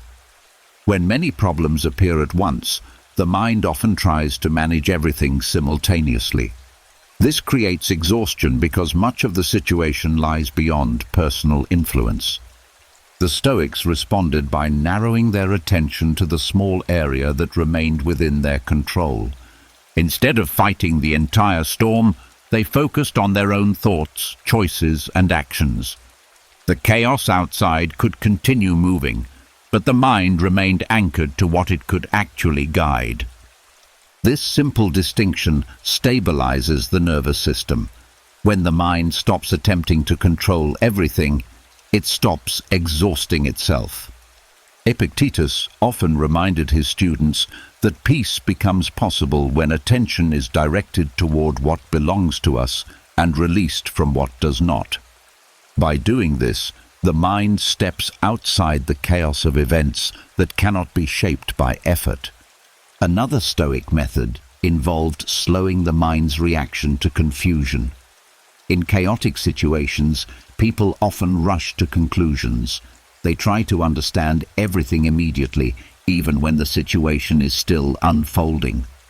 This urgency creates more confusion because the mind fills gaps in knowledge with assumptions. The Stoics allowed uncertainty to exist for a while. They observed what was happening before forming judgments. This patience prevented the mind from becoming tangled in incomplete interpretations. The nervous system remains calmer when the mind accepts that not every situation must be understood instantly. Stepping outside chaos also requires emotional discipline. When many people around us become agitated, their emotions can spread quickly.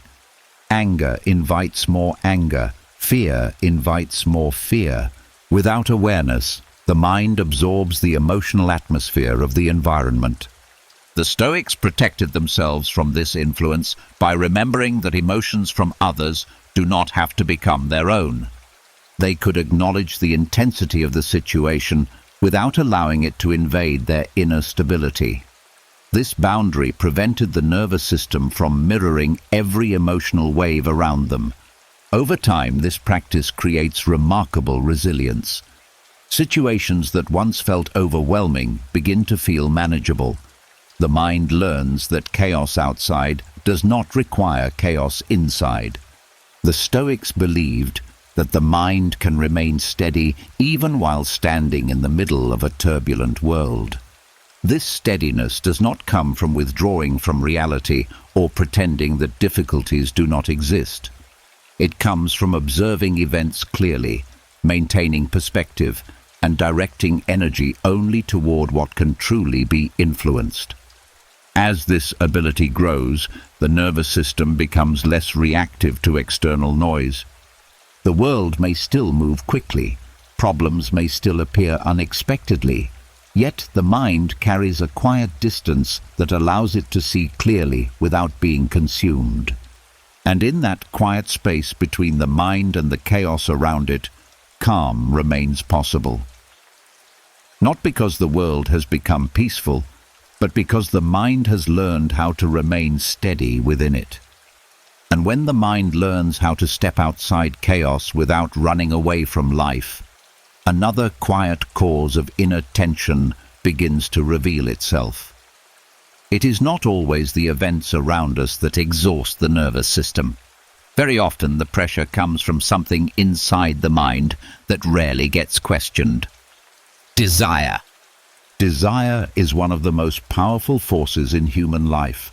It pushes people to build, create, achieve, and improve their circumstances. The Stoics never believed that desire itself was evil or unnatural, but they noticed something that many people overlook. When desire becomes excessive or uncontrolled, it quietly overloads the nervous system. Most people think stress comes only from problems and difficulties. Yet the Stoics observed that the mind can become just as restless when it is chasing too many things at once. The moment the mind attaches itself strongly to an outcome, the nervous system becomes tied to whether that outcome appears or not. A person desires recognition, and suddenly every conversation becomes a test of approval. A person desires success, and every small setback begins to feel threatening.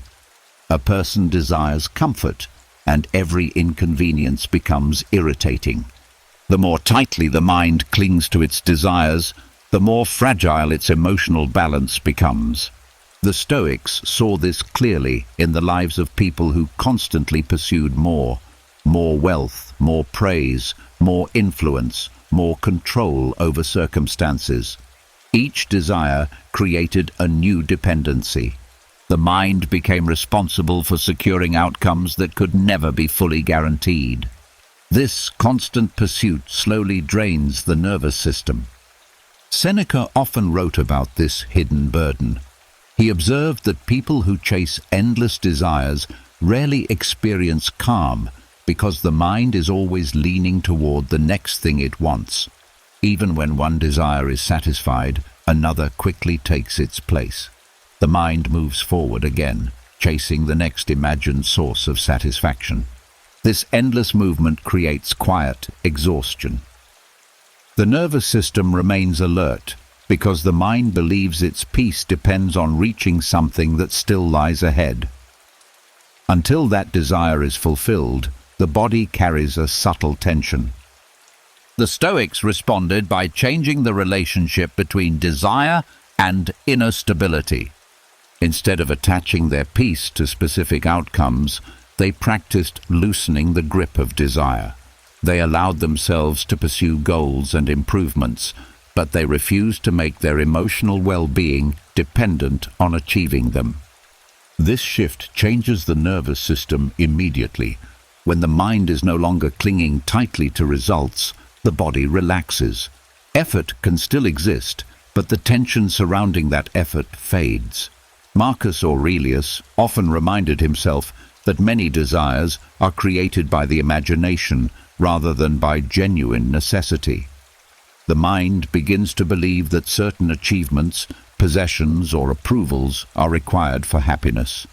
Yet once they are obtained, the satisfaction often fades quickly. Recognizing this pattern weakens the urgency behind many desires. The Stoics also noticed that desire often multiplies itself. One achievement leads to another goal. One possession leads to the wish for something better. The mind becomes trapped in a cycle of constant acquisition. This cycle keeps the nervous system in a permanent state of striving. The Stoic solution was not to eliminate desire entirely, but to simplify it. They focused their attention on desires that could be fulfilled through their own actions rather than through external circumstances. Instead of desiring praise from others, they desired to act with integrity. Instead of desiring perfect outcomes, they desired to respond wisely to whatever outcome appeared. This shift removes much of the pressure that external desires create. The nervous system becomes calmer when the mind no longer depends on unpredictable factors for its peace.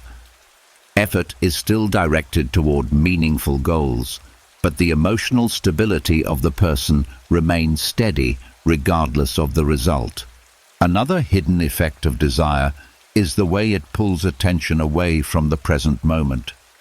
When the mind constantly longs for something ahead, it overlooks what is already present.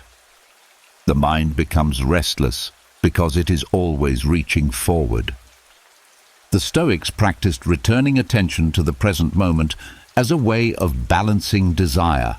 When the mind fully experiences the moment it is living in, many unnecessary desires begin to fade. The mind realizes that much of what it was chasing was not truly needed for contentment. The nervous system benefits greatly from this shift. Without constant striving for the next achievement, the body can return to a calmer rhythm. The mind still acts, plans, and works, but it does so without the internal pressure that comes from believing happiness lies somewhere in the future. Epictetus reminded his students that peace belongs to those who learn to want fewer things from the world. The fewer desires that demand satisfaction, the fewer emotional disturbances the mind experiences. Over time, this discipline creates a surprising form of freedom. Life continues moving with its successes and disappointments, but the mind is no longer tied tightly to each outcome. The nervous system stops swinging between excitement and frustration because it is not being pulled by endless desires. The person still moves forward in life, still works toward goals, still improves their circumstances, but they carry a different attitude toward these pursuits. Desire becomes lighter. It no longer controls the emotional state of the mind, and when desire loosens its grip, the nervous system finally experiences something it had almost forgotten: the quiet relief of not needing the world to behave perfectly in order to feel at peace. And when the mind begins loosening its grip on endless desires, another shift quietly takes place inside the nervous system. Stress no longer appears as something that must immediately control the mind. Instead, the mind starts noticing something that was always there but rarely seen. Stress is not the same as the person experiencing it. It is a reaction moving through the body and mind, not the identity of the one observing it. Most people have been trained to merge with their stress completely. The moment tension appears, the mind immediately becomes the tension. A stressful thought arises, and the mind follows it. A difficult situation unfolds, and the body absorbs the pressure instantly. There is no separation between the person and the reaction. The Stoics trained themselves to create that separation. They believed that one of the most powerful skills a person can develop is the ability to observe stress instead of becoming it. This does not mean pretending stress does not exist. The Stoics did not deny emotions or pressure. What they practiced was stepping back mentally so that the reaction could be seen clearly. When stress appears, the nervous system sends signals throughout the body. The heart beats faster, the breath becomes shallow, and the muscles prepare for action. Most people immediately interpret these signals as proof that something is wrong. The mind begins reacting to the stress itself, creating an even stronger wave of tension. The Stoics approached this moment differently. Instead of reacting automatically, they treated the appearance of stress as something to observe carefully. They noticed the physical sensations in the body. They recognized the thoughts forming in the mind, but they did not immediately follow those thoughts or amplify the physical reaction. This quiet observation interrupts the cycle that normally strengthens stress. Epictetus often reminded his students that impressions appear in the mind constantly. Some of them are accurate reflections of reality, while others are exaggerated or distorted. The key was to examine these impressions before accepting them as truth. When stress appears, the mind produces many impressions. Something is wrong. This situation is dangerous. I cannot handle this. These thoughts arrive quickly and feel convincing. Yet the Stoics believed that these thoughts should be examined rather than believed immediately. By observing them calmly, the mind prevents stress from growing stronger. Marcus Aurelius practiced this method by describing his experiences in simple terms rather than dramatic ones. If tension appeared, he would remind himself that his body was reacting to a situation. He did not treat the reaction as a personal failure or a permanent condition. It was simply something moving through the nervous system. This perspective creates distance between the observer and the reaction. When the mind steps into the role of observer, the nervous system begins to settle. The body realizes that it does not need to escalate the reaction further. The breath gradually slows. The muscles begin to release their tension. Modern psychology describes a similar process. When people observe their emotions and bodily reactions without judgment, the intensity of those reactions often decreases. The nervous system calms because the mind is no longer feeding the reaction with fearful interpretations. The Stoics discovered this through careful observation of their own experiences. They learned that stress behaves differently when it is observed calmly. Without additional thoughts fueling it, stress tends to rise, reach a peak, and then gradually fade. The body completes the reaction and returns to balance. But when the mind merges with stress, the reaction becomes prolonged. The mind keeps replaying the situation, imagining new problems, and reinforcing the tension in the body. Observation breaks that cycle. Another benefit of this Stoic discipline is that it restores a sense of control. When people become their stress, they often feel powerless. The reaction seems overwhelming, as if it has taken complete control of the mind. When the mind observes stress instead of becoming it, a different feeling emerges. The person recognizes that the reaction is temporary and manageable. This awareness reduces fear, which allows the nervous system to relax more quickly. The Stoics also practiced describing stressful situations with clarity rather than exaggeration. Instead of saying that everything was falling apart, they would identify the specific challenge they were facing. This simple description prevents the mind from turning a single difficulty into a catastrophe. Clear observation replaces dramatic interpretation. Over time, this discipline strengthens emotional resilience. Situations that once triggered overwhelming stress begin to feel more manageable because the mind knows how to observe the reaction without being consumed by it. The nervous system learns that stress does not always require panic or immediate escape. It can be experienced, understood, and allowed to pass.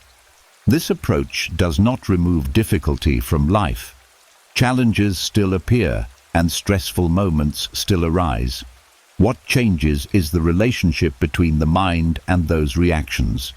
Instead of being swept away by stress, the mind remains present and attentive, like someone standing beside a flowing river, watching the current move without falling into it. And as this ability grows stronger, the nervous system becomes less afraid of its own reactions. Stress may still appear from time to time, but it no longer defines the experience of the mind. It becomes something that can be noticed, understood, and gently released as the mind returns again to its natural state of balance. And as the mind learns to observe stress instead of becoming consumed by it, another quiet opportunity begins to appear at the end of every day. Long after the conversations are finished and the responsibilities have faded into silence, the mind is often left alone with everything it has carried since morning.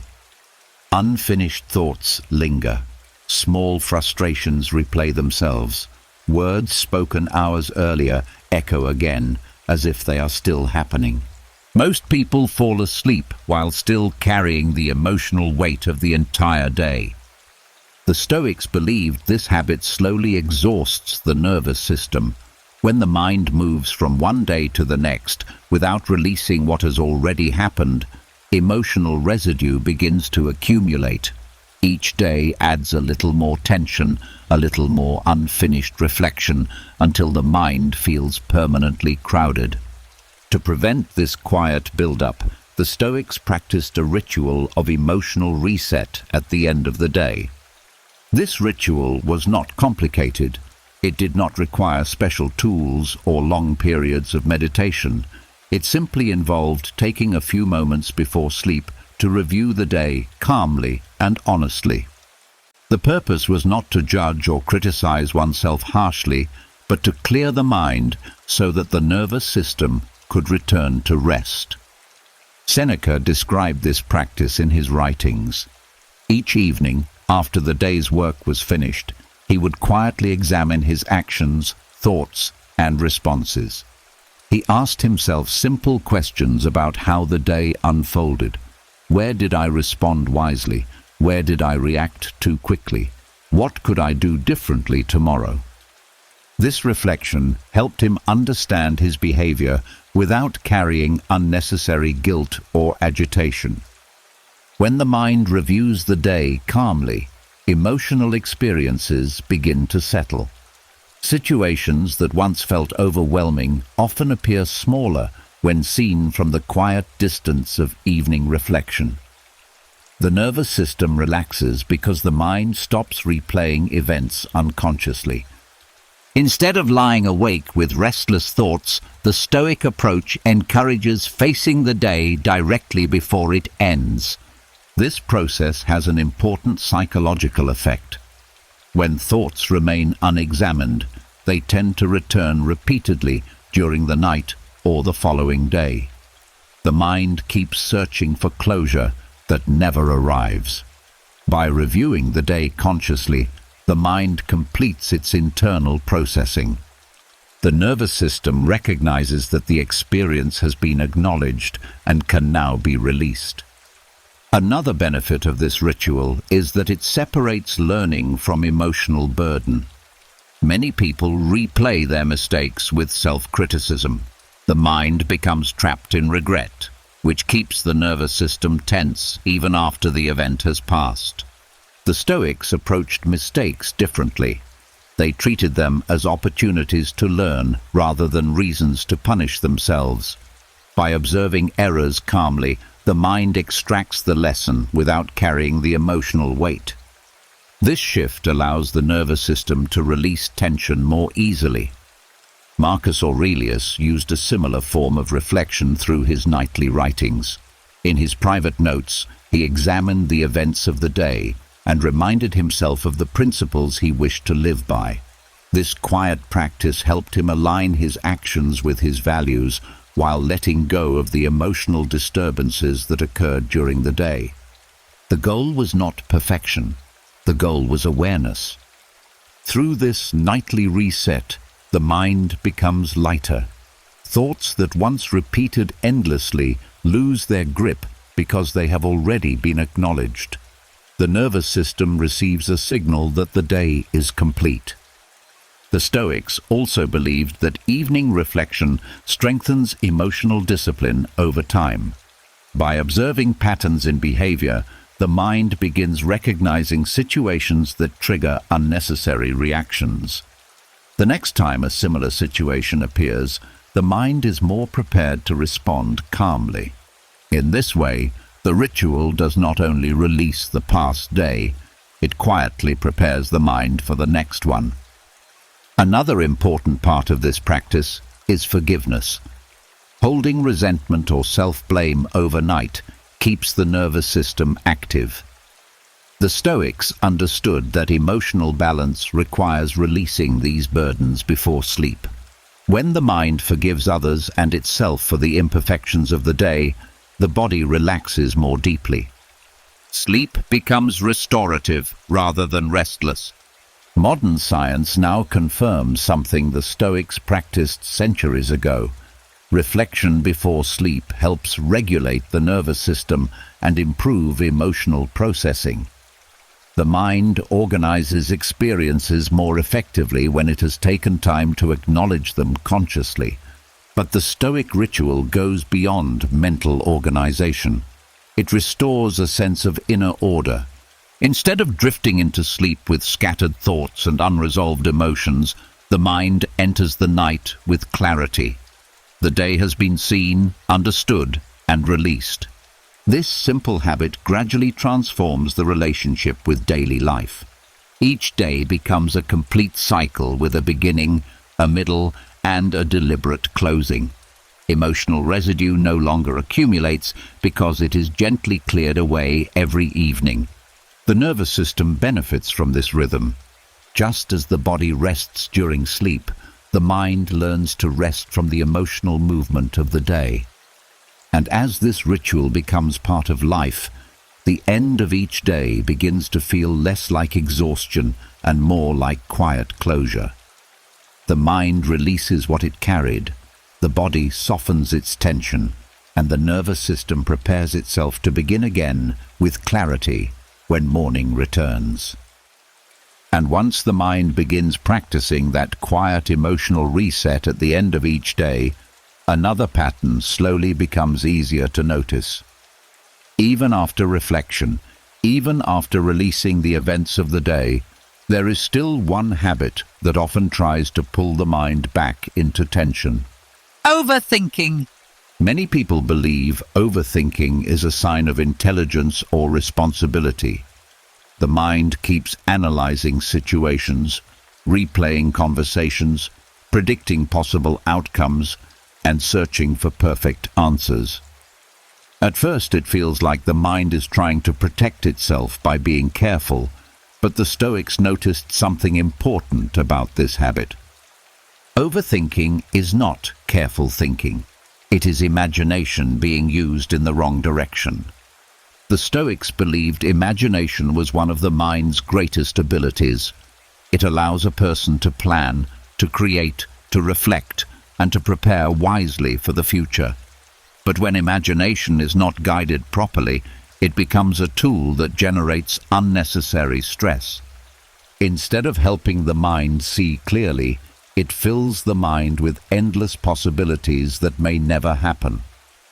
Overthinking often begins with a simple event, a conversation that did not go perfectly, a decision that still feels uncertain, a small mistake that happened earlier in the day. The mind returns to the event and begins replaying it again and again. Each time the memory appears, the imagination adds new layers. What if the other person misunderstood me? What if that decision creates problems later? What if I should have said something different? The mind believes it is solving something, but it is actually creating new tension. The nervous system reacts to these imagined possibilities as if they were real situations unfolding again. The body tightens, the breath becomes shallow, and the mind becomes trapped inside a loop that produces more questions than answers. The Stoics recognized that this habit wastes enormous mental energy. Epictetus explained that the mind often suffers more from imagined scenarios than from real events. A single situation might occur once in reality, yet the mind relives it dozens of times through overthinking. Each replay strengthens the emotional reaction. Instead of allowing the event to pass, the mind keeps pulling it back into the present moment. The nervous system remains active because the mind keeps treating the memory as if it still requires attention. The Stoic response to this habit was simple but disciplined. They reminded themselves that imagination should be used only when it serves clarity or preparation. If a thought about the future helped them plan wisely, it was useful. If reflection on the past helped them learn from an experience, it was valuable. But if the mind began replaying the same thoughts without producing insight, they recognized it as misuse of imagination. Marcus Aurelius often warned himself not to waste time on unnecessary speculation. He reminded himself that the mind has the power to create problems that do not exist outside of thought. When imagination begins generating endless scenarios, the mind loses contact with reality. Returning to the present moment breaks this cycle. The Stoics trained themselves to bring attention back to what could actually be acted upon. If the mind was replaying a conversation from the past, they reminded themselves that the moment had already passed. If the mind was worrying about a future situation, they focused on what could be done today, instead of imagining every possible outcome. This shift restores calm to the nervous system. Another reason the Stoics considered overthinking a misuse of imagination is that it creates the illusion of control. The mind believes that by analyzing every possibility, it can prevent mistakes or avoid discomfort. Yet life rarely follows the exact paths the mind predicts. When the mind tries to control the future through constant thinking, it becomes exhausted. The Stoics accepted that uncertainty is part of life. They used imagination to prepare for possibilities, but they did not allow it to trap them inside endless speculation. Once preparation was complete, they returned their attention to the present moment. This discipline frees the nervous system from constant anticipation. Over time, the mind begins to recognize the difference between thoughtful reflection and repetitive thinking. Reflection brings understanding and then concludes. Overthinking continues without resolution. The Stoics trained themselves to notice when thinking stopped being useful. When that moment appeared, they gently redirected attention back to the present task, the present conversation, or the present breath. This simple shift prevents the mind from feeding unnecessary mental loops. The nervous system benefits immediately. Without constant imaginary scenarios running through the mind, the body relaxes. The mind becomes quieter and more focused. Energy that was once spent on endless analysis becomes available for clear attention. Over time, this discipline changes the relationship with thought itself. The mind no longer believes that every question must be answered immediately. Some thoughts can remain unanswered without creating anxiety. This acceptance reduces the pressure that fuels overthinking.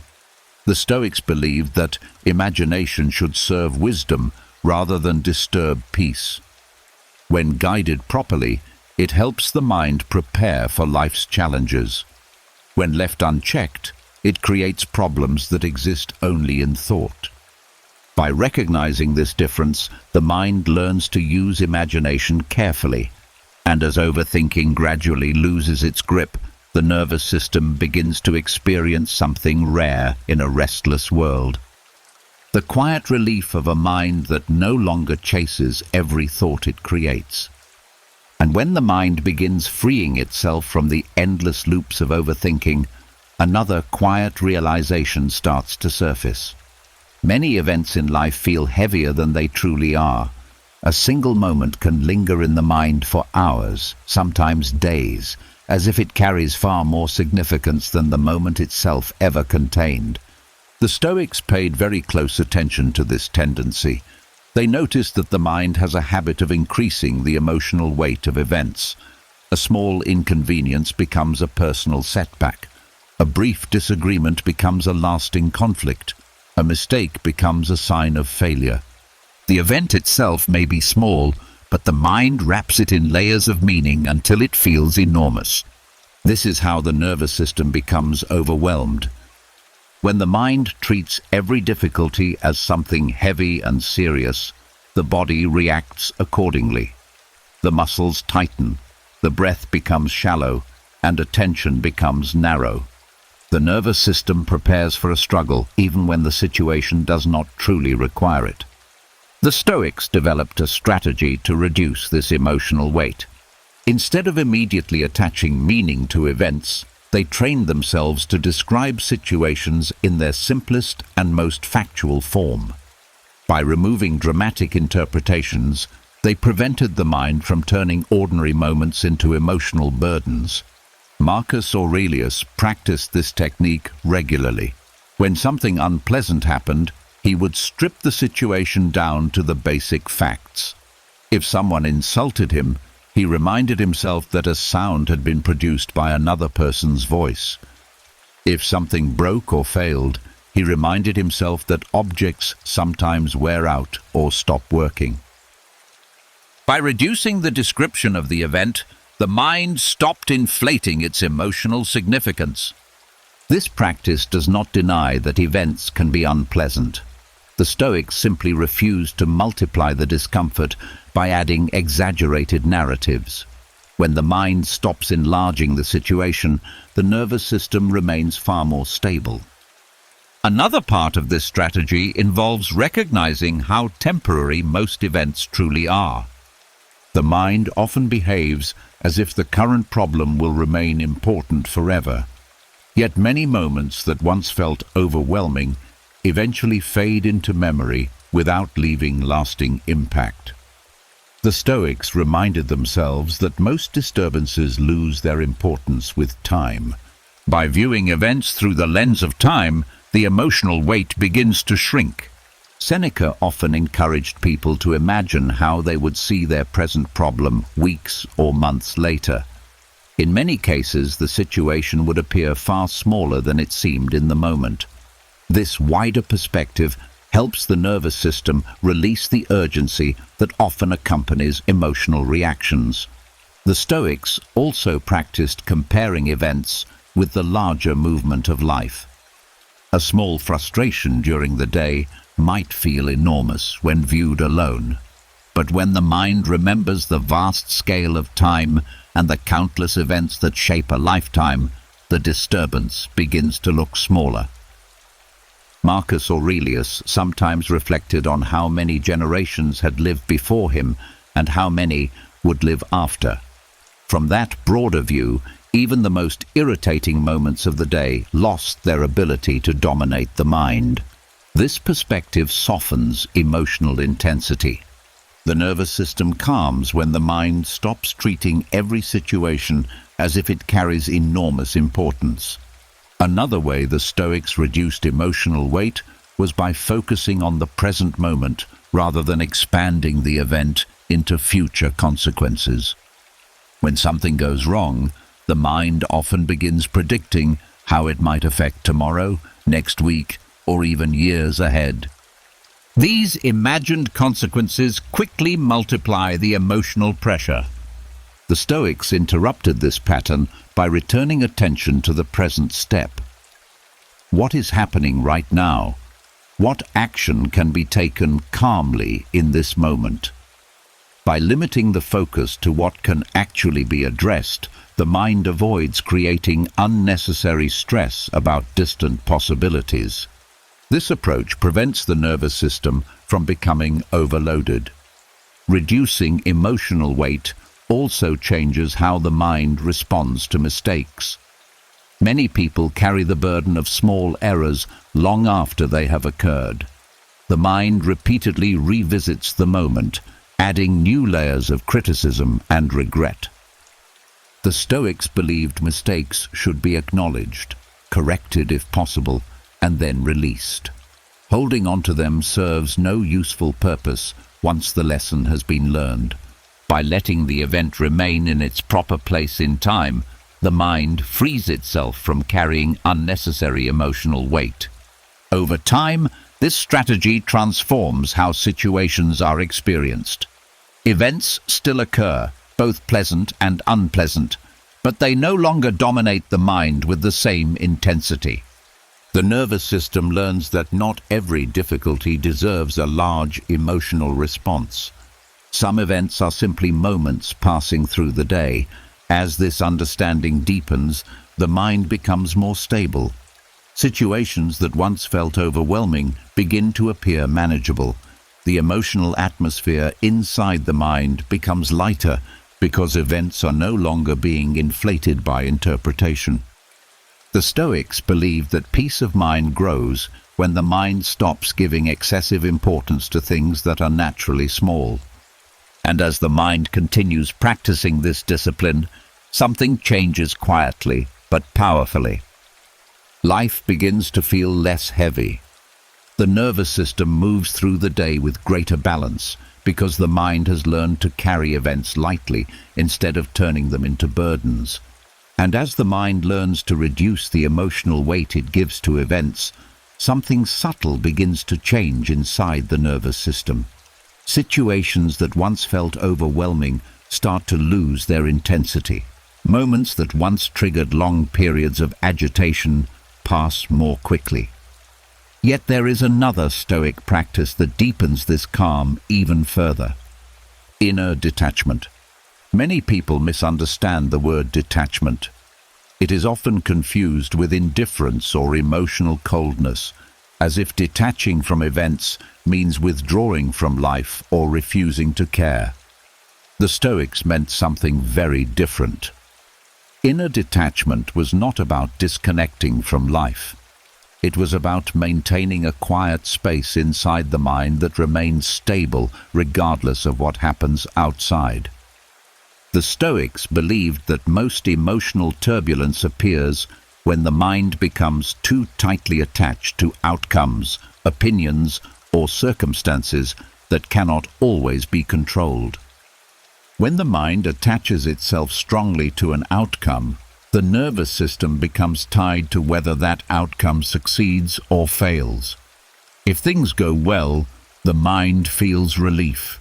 If things go poorly, the mind reacts with disappointment, frustration, or anxiety. This constant attachment keeps the nervous system swinging between tension and release. Inner detachment interrupts this cycle.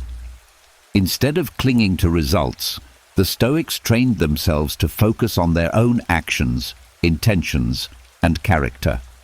These were the only things truly within their control. Everything else, including the reactions of other people and the final outcome of events, belonged to the unpredictable movement of the world. By shifting attention to what could actually be guided, the mind released its dependence on external results. Marcus Aurelius practiced this perspective constantly. When he faced criticism or opposition, he reminded himself that other people's opinions were not something he could fully control. His responsibility was simply to act according to reason and integrity. Once he had done that, the outcome was allowed to unfold naturally. This mental boundary protects the nervous system from unnecessary stress. When the mind is no longer responsible for controlling every aspect of life, it stops carrying burdens that were never meant to be carried. The body relaxes because it no longer believes it must defend every result. Inner detachment also changes the way people experience praise and criticism. Most people feel deeply influenced by the opinions of others. Praise can create excitement and validation, while criticism can cause agitation or self-doubt. The Stoics recognized that tying emotional stability to these reactions makes the mind fragile. Instead of allowing their peace of mind to depend on external approval, they practiced valuing their own principles more than the shifting judgments of others. This does not mean ignoring feedback or refusing to learn from criticism. It means recognizing that the opinions of others do not define the worth of one's character. When the mind adopts this view, the nervous system becomes more stable during social interactions. Another aspect of inner detachment involves accepting that life includes uncertainty. Many people experience stress because they constantly try to predict or secure the future.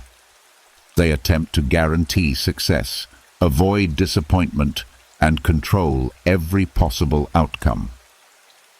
The Stoics understood that this effort creates endless tension because the future can never be fully controlled. Inner detachment allows the mind to act with effort and care, while accepting that results will always contain elements beyond personal influence. When the mind releases the need for certainty, the nervous system relaxes. The body no longer prepares for every possible negative outcome because it understands that life cannot be perfectly predicted. Epictetus taught that peace begins when a person stops demanding that the world behave according to personal wishes. Instead of insisting that events unfold in a specific way, the mind learns to respond calmly to whatever actually occurs. This approach strengthens resilience. When difficulties appear, the detached mind does not collapse into frustration. It observes the situation, considers possible responses, and acts with clarity rather than emotional panic. Inner detachment also frees the mind from constant comparison. Many people experience tension because they measure their lives against the achievements or circumstances of others. The Stoics avoided this habit by focusing on their own growth rather than external competition. By keeping attention on personal improvement, the mind remains grounded and less reactive. Over time, this practice creates a remarkable sense of stability.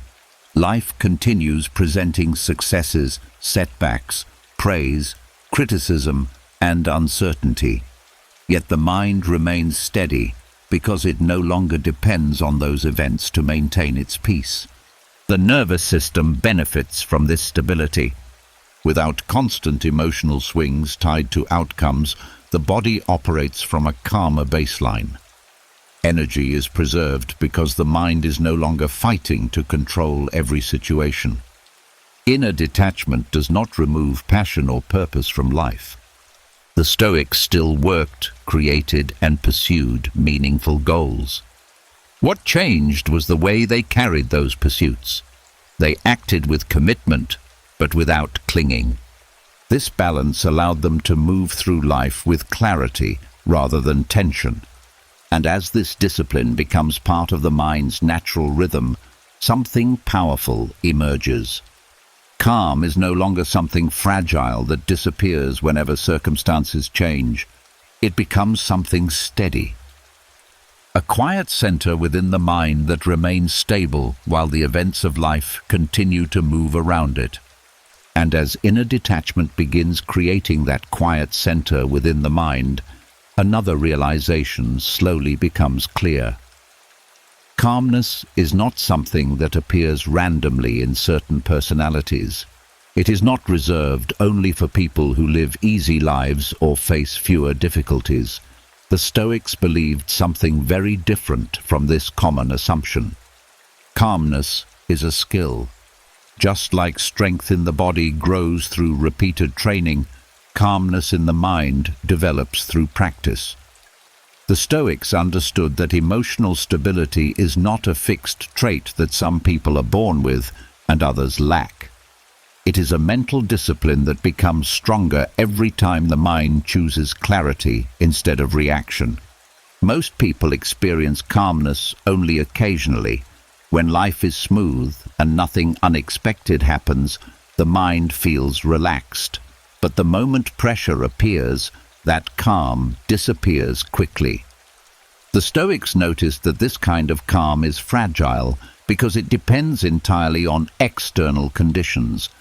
They wanted a deeper form of calm, a calm that remains present even when life becomes uncertain, when people behave unpredictably, or when circumstances turn difficult. To develop this kind of stability, the Stoics treated calmness as something that could be trained deliberately. Every situation in daily life became an opportunity to strengthen it. When someone spoke harshly, instead of reacting immediately, they practiced pausing and observing their thoughts. When plans changed unexpectedly, they practiced adjusting without allowing frustration to take control. When difficulties appeared, they reminded themselves that emotional reactions were choices rather than automatic responses. These small moments became exercises for the mind. Just as physical training requires repeated effort over time, mental calm develops gradually through consistent practice. The Stoics did not expect themselves to remain perfectly calm in every situation from the beginning. They understood that emotional discipline grows step by step. Marcus Aurelius often reminded himself that the mind has the ability to shape its own responses. External events do not force emotional reactions. What truly disturbs the mind is the judgment it forms about those events. By changing those judgments, calmness becomes possible. This idea gave the Stoics confidence that emotional stability could be developed intentionally. The mind is not a passive receiver of experience.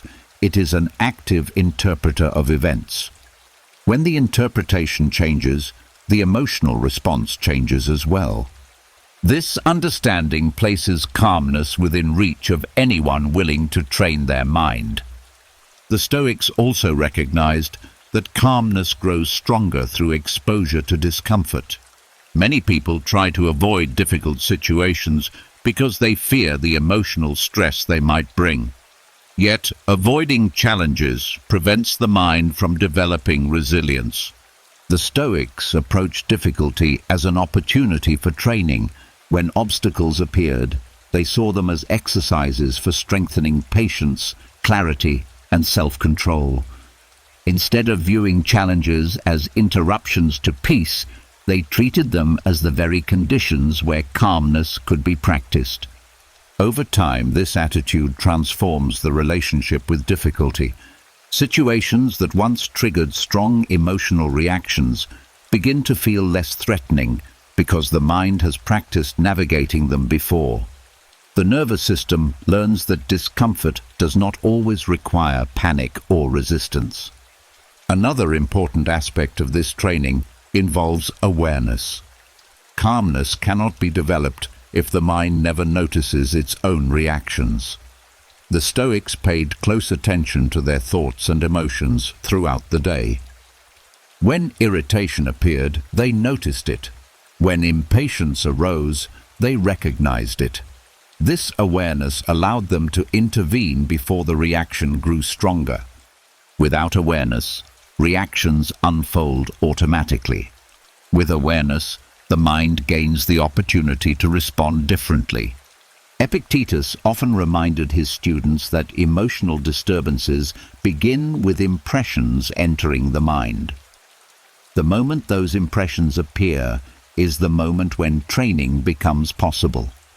By examining the impression before accepting it, the mind practices maintaining its balance. Each time this discipline is applied, calmness becomes slightly stronger. The Stoics also trained calmness through reflection. At the end of each day, they reviewed their reactions and considered how they could respond more wisely in the future. This reflection helped them recognize patterns in their behavior and refine their mental discipline. Over time, this process builds confidence. The mind begins to trust its ability to remain steady during challenging situations. The nervous system becomes less reactive because it has learned through experience that emotional storms can be managed. This training does not remove emotion from life. The Stoics did not aim to become numb or indifferent. They valued appropriate emotions such as compassion, gratitude, and joy. What they trained themselves to avoid were uncontrolled reactions that disturb the mind unnecessarily. Calmness, in their view, was not the absence of feeling. It was the presence of clear judgment guiding those feelings. As this skill develops, the mind begins responding to life with greater steadiness. Events still occur, people still behave unpredictably, and circumstances still change. But the mind carries a deeper stability that does not collapse under pressure. The nervous system adapts to this stability. Without constant emotional spikes, the body remains more balanced throughout the day. Energy that once disappeared into frustration and anxiety becomes available for clear thinking and purposeful action. And with enough practice, calmness begins to feel less like something fragile and more like a quiet strength that grows stronger with time. A strength that does not depend on perfect circumstances, but on the trained ability of the mind to remain steady in the middle of whatever life brings next. And as calmness slowly becomes a trainable skill instead of a fragile mood, another powerful ability begins to take shape inside the mind. A skill so subtle that most people never realize it exists. A habit that separates reactive minds from disciplined ones. The ability to slow the mind when pressure rises. Pressure has a strange effect on the human nervous system. The moment something urgent appears, A demanding message, a sudden problem, an unexpected criticism, the mind immediately accelerates. Thoughts begin racing. Conclusions are formed too quickly. The body tightens as if preparing for a threat that must be solved instantly. Most people believe this mental acceleration helps them deal with pressure, but the Stoics saw the opposite. They noticed that when the mind speeds up during stressful moments, clarity disappears. Quick judgments replace careful reasoning. Emotional impulses override thoughtful responses. Instead of solving the problem, the mind becomes part of the problem itself. So the Stoics trained themselves to do something rare. They slowed down, not in their actions necessarily, but in the speed of their thinking. When pressure appeared, they did not allow the mind to rush ahead with conclusions. They paused internally. They created space between the event and their interpretation of the event. That small gap was where calmness could enter. This practice begins with recognizing how quickly the mind wants to react. A message arrives with criticism. Instantly the mind begins defending itself. Someone behaves unfairly. Instantly irritation appears. A problem emerges unexpectedly. Instantly the mind predicts the worst possible outcome. The Stoics understood that the first thought is often the fastest, but not the wisest. By slowing the mind in these moments, they gave reason a chance to appear before emotion took control. Marcus Aurelius practiced this discipline repeatedly during his life as emperor. Surrounded by political pressure, public expectations, and constant decision-making, he could not afford to react impulsively. His writings show that he often reminded himself to pause and examine events carefully before forming judgments. Instead of allowing urgency to control his thinking, he practiced observing situations from a calm mental distance. This slowing of the mind does something important to the nervous system. When thoughts race, the body interprets that speed as danger. Heart rate increases, muscles tighten, breathing becomes shallow. The body prepares for conflict, even if the situation only requires thoughtful response. But when the mind deliberately slows down, the body receives a different signal. It understands that the situation does not require panic. One simple way the Stoics practiced this slowing was through deliberate reflection before responding. If someone spoke harshly, they resisted the urge to answer immediately. They allowed a moment of silence. That pause prevented emotional escalation and often changed the direction of the conversation entirely. In many cases, the other person's anger softened simply because it was not met with immediate resistance. Slowing the mind also improves judgment. When thoughts move too quickly, the brain tends to simplify situations into extremes. Everything feels urgent, threatening, or unfair. But when the mind moves more slowly, it begins noticing details that fast thinking misses. Perhaps the criticism contains useful feedback. Perhaps the problem has several possible solutions. Perhaps the situation that felt threatening is actually temporary. These possibilities appear only when the mind allows itself time to see them. Epictetus often taught that people are not disturbed by events themselves, but by the opinions they form about those events. When the mind reacts quickly, those opinions are formed almost automatically. Slowing down gives the mind a chance to question those impressions before accepting them as truth. This questioning weakens emotional intensity. Another benefit of slowing the mind is that it protects attention. Pressure often forces attention to scatter across multiple worries at once. The mind jumps from one concern to another, creating the feeling of being overwhelmed. By slowing down, attention becomes more focused. Instead of reacting to everything simultaneously, the mind examines one element at a time. Problems become clearer and therefore easier to address. The nervous system relaxes because it is no longer carrying the weight of imagined future scenarios. This habit also changes how time feels during stressful situations. When the mind accelerates, everything feels urgent and compressed. Decisions seem like they must be made immediately. The Stoics recognize that this sense of urgency is often an illusion created by emotional pressure. By slowing their thinking, they regain the ability to respond deliberately instead of reactively. Over time, this practice reshapes the mind's natural rhythm.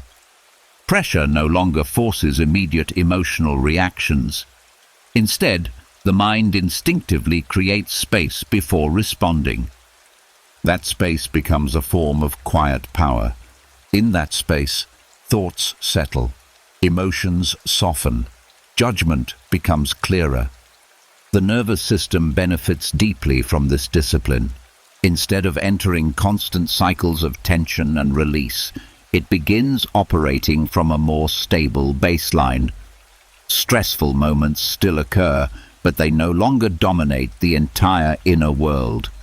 And with enough practice, the mind begins moving through pressure differently. Where others rush, react, and exhaust themselves, the trained mind slows down, not out of hesitation, but out of strength. And as the mind learns to slow itself during moments of pressure, another layer of clarity begins to reveal itself. Something that quietly sits beneath many forms of stress. Something that often goes unnoticed because the mind focuses only on the event, not on the hidden tension inside it. Most stress is not created by reality itself. It is created by the collision between reality and expectation. A plan changes. A person behaves differently than expected. A situation unfolds in a way that the mind did not anticipate. In that moment, tension appears, not simply because the event happened, but because the mind had already decided how things should have happened. The Stoics saw this clearly. They understood that much of human suffering is not produced by events, but by the invisible script the mind writes before those events occur. When the world refuses to follow that script, frustration enters the nervous system. This is why two people can experience the same situation and react completely differently. One person becomes overwhelmed, irritated, or anxious. The other remains steady and calm. The difference often lies not in the event itself, but in the expectations each person carried into that moment. Expectations create tension because they try to control the future. The mind imagines how conversations should go, how people should behave, how plans should unfold, and how life should reward certain efforts. These expectations become mental contracts written silently inside the mind. But reality has never agreed to sign those contracts. When reality moves in a different direction, the mind experiences it as a violation. The nervous system reacts as if something unfair has occurred. Irritation rises, stress increases, and thoughts begin circling around what should have happened instead. The Stoics realized that this inner conflict exhausts the mind more than the situation itself. Marcus Aurelius often reminded himself that events unfold according to the nature of the world, not according to personal preference. People behave according to their understanding, their fears, their habits, and their limitations. Circumstances unfold according to countless causes beyond individual control. When the mind expects perfect alignment between its desires and the world's behavior, disappointment becomes inevitable. But when expectations loosen, something interesting happens. Reality stops feeling like an opponent. Instead of constantly resisting what unfolds, the mind begins observing it with curiosity and flexibility. This shift reduces the internal conflict that normally fuels stress. Epictetus taught his students to separate two things clearly: what belongs to personal control and what does not. Expectations often blur this boundary. The mind expects outcomes that depend on many variables outside its influence. For example, someone might expect appreciation for their effort, respect from others, success in a project, or fairness in every situation. Yet these outcomes involve other people, unpredictable circumstances, and elements of chance. When the mind attaches itself to those expectations, it ties emotional stability to things it cannot fully control. This creates tension inside the nervous system. The Stoics approached life differently. Instead of expecting specific outcomes, they focused on guiding their own actions wisely. Effort, integrity, patience, and reason were within their influence. Outcomes were not. By placing attention on what could actually be controlled, the mind released much of the stress created by unmet expectations. This does not mean abandoning goals or losing ambition. The Stoics pursued meaningful actions and responsibilities with dedication. What changed was the emotional attachment to how events had to unfold. They worked toward outcomes without demanding them. This mindset brings remarkable calm to the nervous system. When expectations soften, the mind stops fighting reality. Situations are seen more clearly, without the added layer of frustration created by imagined scenarios. Another important effect appears in relationships. Many conflicts between people arise from expectations that remain unspoken. One person expects understanding, appreciation, or certain behaviors. When those expectations are not met, disappointment turns into resentment. The Stoics practiced meeting people as they actually are, rather than as they wish them to be. Marcus Aurelius wrote about this often. Each morning he reminded himself that he would encounter people who were impatient, selfish, or unaware. By expecting imperfection, he protected his mind from unnecessary shock when those behaviors appeared. This preparation did not make him cynical, it made him calm. Because when the mind expects the natural variety of human behavior, it is not surprised when people act according to their nature. Instead of reacting with anger, the mind responds with patience or distance. Understanding stress in this way also changes how the mind relates to the future. Many forms of anxiety come from expectations about what must happen next. The mind imagines certain outcomes as necessary for happiness or security.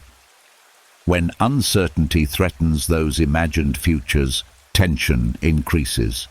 The Stoics learned to approach the future with openness rather than rigid expectation. They prepared themselves to act wisely in whatever circumstances arrived, trusting that the mind could adapt when the moment came. This trust weakens the grip of anxiety. The nervous system relaxes because it no longer believes that happiness depends on perfectly predicted outcomes. Instead, it begins recognizing something deeper. Peace does not come from controlling the world. It comes from releasing the demand that the world behave according to personal expectation. And as that demand slowly dissolves, the inner conflict that once produced so much stress begins to fade. Reality continues moving as it always has, but the mind no longer fights it. And in that quiet acceptance, calm begins to grow naturally within the nervous system. And once the mind begins understanding that stress often comes from the clash between reality and expectation, another powerful shift becomes possible. Instead of resisting what happens, the mind starts learning how to interpret what happens differently. The Stoics practiced this skill constantly. They understood that while events themselves cannot always be controlled, the way those events are understood inside the mind can always be adjusted. This simple realization gave them one of the most powerful tools for protecting the nervous system from unnecessary turmoil. This practice is known as reframing. Most people move through life believing that events carry fixed emotional meanings. A setback automatically means failure. Criticism automatically means rejection. Delays automatically mean frustration.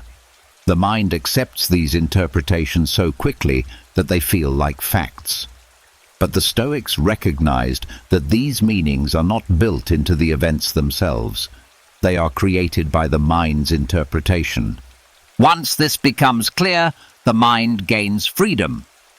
A difficult situation can be viewed from many different angles. The same event that appears threatening from one perspective may appear instructive or even useful from another. Reframing does not deny that challenges exist. It simply changes the meaning the mind attaches to them. Marcus Aurelius practiced this discipline daily. When problems appeared, he reminded himself that every obstacle carries within it an opportunity to strengthen character. Instead of seeing difficulty as an interruption of life, he trained himself to see it as part of the training ground for wisdom and resilience. This shift in interpretation has a powerful effect on the nervous system. When the mind labels a situation as catastrophic or unfair, the body reacts with tension. Stress hormones rise, breathing becomes shallow, and thoughts begin racing toward worst-case scenarios. But when the same situation is framed as manageable or temporary, the body responds differently. Calm becomes possible because the mind is no longer sounding an alarm. Epictetus often reminded his students that events are neutral until the mind assigns meaning to them. A delay, a mistake, or a disagreement is simply an occurrence. The emotional storm begins when the mind declares that the occurrence is intolerable, humiliating, or disastrous. Reframing interrupts this process. Instead of allowing the first interpretation to dominate, the Stoic mind pauses and asks a quieter question. What else could this mean?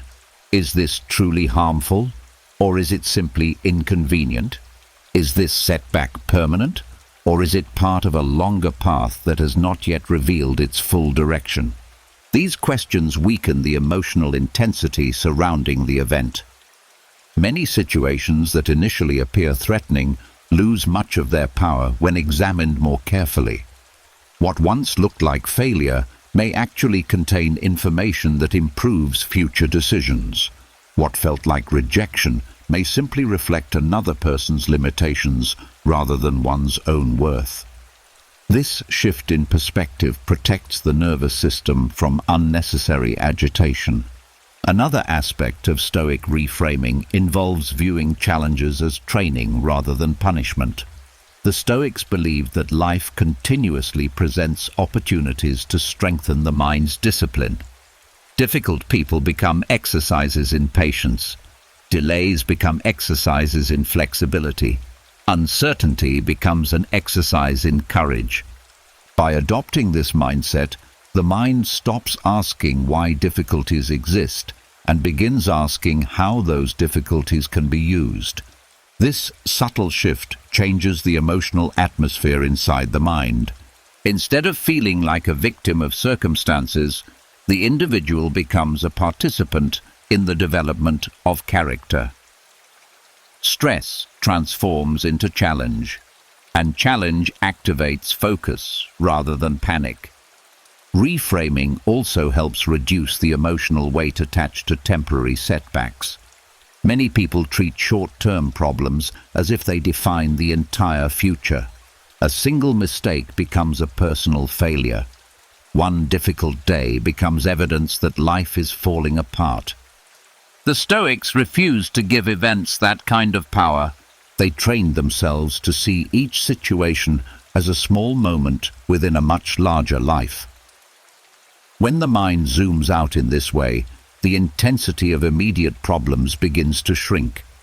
The nervous system relaxes, because the mind no longer treats every difficulty as a defining catastrophe. This broader perspective also encourages patience. Life unfolds through many stages, many corrections, and many unexpected turns. Reframing allows the mind to remain steady while those changes take place. Instead of demanding that every moment go perfectly, the Stoic perspective accepts that growth often arrives through discomfort. Another benefit of reframing appears in the way it influences future thinking. When the mind learns to reinterpret challenges constructively, it becomes less afraid of new experiences. Failure loses its threatening meaning because it is no longer viewed as permanent damage. It becomes information. This shift encourages courage. The nervous system no longer reacts to uncertainty with the same level of fear because the mind has learned that even difficult outcomes can be transformed into valuable lessons. Over time, this practice reshapes the mind's natural reaction to adversity. Instead of immediately labeling events as negative, the mind becomes curious about the possibilities hidden inside them. This curiosity softens emotional reactions. Stress loses much of its intensity because the mind has stopped assuming that every challenge is harmful. And slowly, something remarkable begins to happen. Situations that once triggered frustration, anxiety, or defeat begin producing calm reflection instead. Not because life has become easier, but because the mind has learned to see difficulty through a wiser lens. A lens that transforms obstacles into teachers and challenges into quiet opportunities for strength. And once the mind learns how to reinterpret difficult situations instead of being crushed by them, another realization begins to quietly settle inside. The world outside will never become perfectly calm. Circumstances will continue to change. People will continue to behave unpredictably. News will continue to carry conflict, urgency, and pressure. Yet the Stoics discovered that peace does not come from controlling the outer world. It comes from protecting the inner one. This idea became one of the central pillars of Stoic life. The Stoics understood that external chaos is unavoidable. Wars happen, markets collapse, people disappoint each other, plans fall apart. Even the most disciplined person cannot prevent these events from existing. But what they realized is that chaos outside the mind does not automatically have the power to create chaos inside the mind. That power appears only when the mind allows it. Most people unknowingly surrender their inner peace to external events. A single negative comment can disturb the entire day. A change in plans can create frustration for hours. A piece of bad news can linger in the mind long after the event has passed. In these moments, the outside world begins directing the emotional rhythm of the inner world. The Stoics refused to live this way. They practiced creating a boundary between what happens around them and what happens within them. This boundary did not isolate them from reality. Instead, it allowed them to experience reality without letting it dominate their emotional state. Marcus Aurelius described this boundary beautifully. He wrote that the mind has the power to remain like a rock in the middle of crashing waves. The waves strike it repeatedly, yet the rock remains steady, allowing the water to break and flow away. The waves represent external events. The rock represents the trained mind. This image captures the Stoic approach to protecting inner peace. External chaos can approach, collide, and pass by without being allowed to settle inside the mind. To practice this, the Stoics constantly reminded themselves of a simple but powerful distinction. Some things belong to personal control, and many things do not.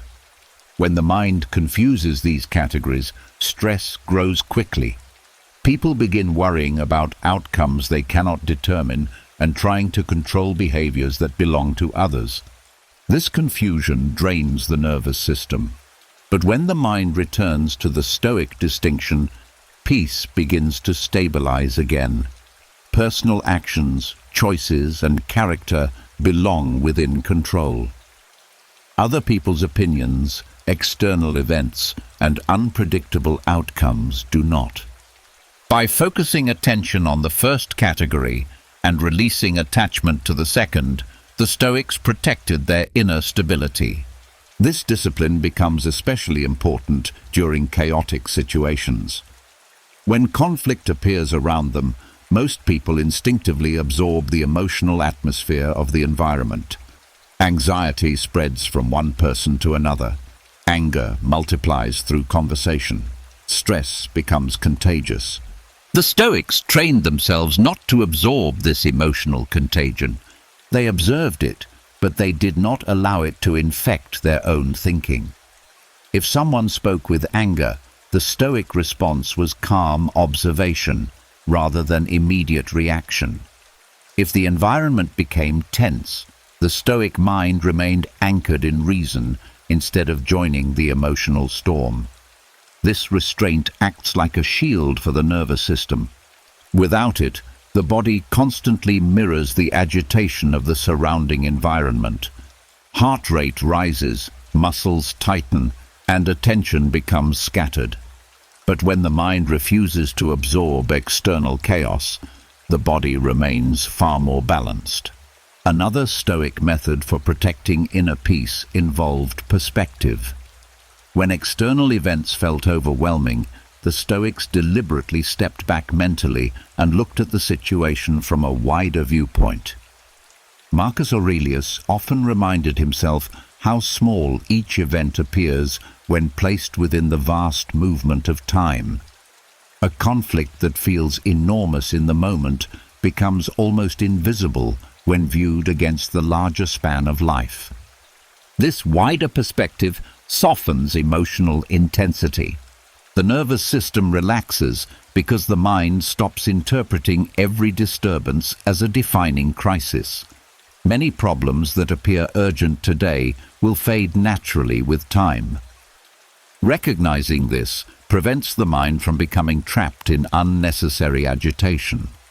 The Stoics also understood that peace depends on discipline in attention. The mind cannot control what appears in the external world, but it can choose where attention rests. If attention constantly focuses on chaos, the mind becomes filled with chaos. But if attention returns to reason, values, and personal conduct, the mind remains stable even while the environment shifts. This practice becomes easier with repetition. Over time, the mind begins recognizing external disturbances as temporary movements rather than permanent threats. Instead of reacting immediately, the mind pauses and observes the situation before forming a judgment. This pause protects peace, and slowly, a remarkable transformation occurs. External events lose their power to dominate emotional life. Chaos may continue unfolding in the world, but it no longer dictates the state of the inner mind. Calm becomes something independent from circumstance. The Stoics did not seek a life without difficulty. They understood that such a life does not exist. What they built instead was something stronger, a mind capable of standing steady in the middle of movement, a mind that allows the world to behave as it will, while quietly preserving its own clarity and balance within. And when the mind learns to protect its inner peace from the noise and chaos of the outside world, another quiet realization begins to surface. Much of the suffering people experience does not come from the events themselves, but from the constant struggle against those events. The mind resists what has already happened. It argues with reality. It wishes things had unfolded differently, and in that silent fight, emotional stability slowly drains away. This is where the Stoics introduced one of their most powerful ideas. Acceptance. Not the kind of acceptance that means giving up or becoming passive, but a deeper form of acceptance that recognizes a simple truth. Reality has already happened. Fighting against it only multiplies the disturbance inside the mind. The Stoics believed that emotional stability begins the moment the mind stops arguing with what is already real. Most stress appears because the mind keeps replaying the same sentence internally. This should not have happened. They should not have said that. Things were supposed to go differently. These thoughts may feel justified, but they keep the nervous system trapped in a cycle of resistance. The event has already occurred, yet the mind keeps trying to reverse it. This internal resistance is exhausting. Marcus Aurelius reminded himself often that events unfold according to causes that stretch far beyond individual control. Every action, every conversation, every outcome is shaped by countless influences, other people's thoughts, past decisions, chance encounters, and circumstances that were never visible from the beginning. Once something has taken place, the mind can either accept it or struggle endlessly against it. The Stoics chose acceptance because they understood what resistance does to the nervous system.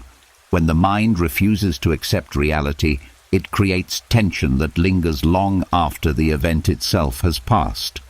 Thoughts circle around the situation repeatedly. The body remains tense, as if the problem is still happening. Acceptance breaks this cycle. The moment the mind says, "This is what has happened," emotional resistance begins to loosen. Energy that was previously spent fighting the past becomes available for dealing with the present. This shift restores clarity. Acceptance also prevents the mind from exaggerating situations. When something unpleasant occurs, the mind often begins building a story around it. One mistake becomes evidence of total failure. One disagreement becomes proof that relationships are collapsing. The Stoics trained themselves to stop this mental expansion early. They focused on the event itself rather than the dramatic story the mind wanted to attach to it. A setback was simply a setback. A mistake was simply a mistake. By removing unnecessary interpretations, they prevented emotional reactions from growing larger than the situation required. This approach calms the nervous system because the mind stops adding layers of meaning that intensify stress. Epictetus taught that emotional disturbance often begins when people demand that the world unfold exactly according to their wishes. When those wishes collide with reality, frustration appears. Acceptance removes that demand. It replaces the question, "Why did this happen?" with a calmer question. "Now that this has happened, how will I respond?" This simple shift redirects attention toward action instead of resistance. Acceptance also allows emotions to move through the mind more naturally. When the mind fights emotions, they tend to stay longer. Anger becomes stronger when the mind argues with it. Sadness becomes heavier when the mind insists it should not exist. The Stoics practiced allowing emotions to be acknowledged without being fed. They observed the feeling, recognized its presence, and allowed it to pass without turning it into a permanent identity. This process prevents emotional waves from turning into long storms inside the nervous system. Another benefit of acceptance is that it strengthens adaptability. Life rarely unfolds in perfectly planned sequences. Unexpected changes appear constantly. When the mind refuses to accept those changes, every adjustment feels like a personal defeat. But when acceptance becomes natural, flexibility grows. The mind becomes capable of adjusting course without losing balance. This flexibility protects emotional stability because it removes the fear of change. Instead of clinging to rigid expectations, the mind learns to work with whatever circumstances appear. Marcus Aurelius described this mindset as cooperating with the flow of life. Just as a swimmer moves with the current instead of fighting it endlessly, the Stoic mind moves with events while maintaining its own direction. Acceptance does not mean approving of every situation. It simply means recognizing that the event already exists and that emotional resistance will not erase it. Once this recognition settles in the mind, a surprising calm begins to appear. The nervous system no longer stays locked in a defensive posture. Breathing deepens. Thoughts slow down. Attention shifts toward what can still be influenced in the present moment. Over time, this practice transforms the relationship with difficulty. Instead of seeing problems as violations of how life should be, the mind begins viewing them as natural parts of life's movement. Resistance fades, clarity returns, and the emotional stability that once seemed fragile begins to feel steady again. Not because life has become perfectly predictable, but because the mind has learned the quiet strength of accepting what is already real. And once acceptance begins restoring emotional balance, another subtle tension inside the mind becomes easier to notice. A quiet pressure that often hides beneath stress. The feeling that life must unfold in a certain way, that efforts must lead to specific results, that situations must end according to the plan the mind has created. This pressure comes from the need to control outcomes. Most people move through life believing that peace will arrive once they secure the right results. When the project succeeds, they will relax. When people behave as expected, they will feel calm. When the future becomes predictable, they will finally feel safe. But the Stoics saw a problem with this way of thinking. Outcomes are never fully within human control. Effort can be controlled. Preparation can be controlled. Choices, discipline, and character can be guided carefully. But the final result of any situation depends on many forces that exist outside personal influence. Other people's decisions, timing, circumstances, chance. When the mind attaches its peace to outcomes that depend on all these factors, anxiety becomes unavoidable. This is why the Stoics practiced releasing the need to control results. Not because they lacked ambition, and not because they avoided responsibility, but because they understood that emotional stability cannot depend on something so uncertain. Instead, they shifted their attention to what truly belonged to them. Their actions, their intentions, their character. Epictetus explained this idea very clearly. He taught that there are things within our power and things outside our power. Confusion between these two categories creates emotional disturbance. When people try to control what does not belong to them, frustration grows quickly. The Stoics trained themselves to place their energy where it actually made a difference. If a task needed to be done, they focused on doing it well. If a decision needed to be made, they used reason and care. Once their effort was complete, they allowed the outcome to unfold without trying to force it.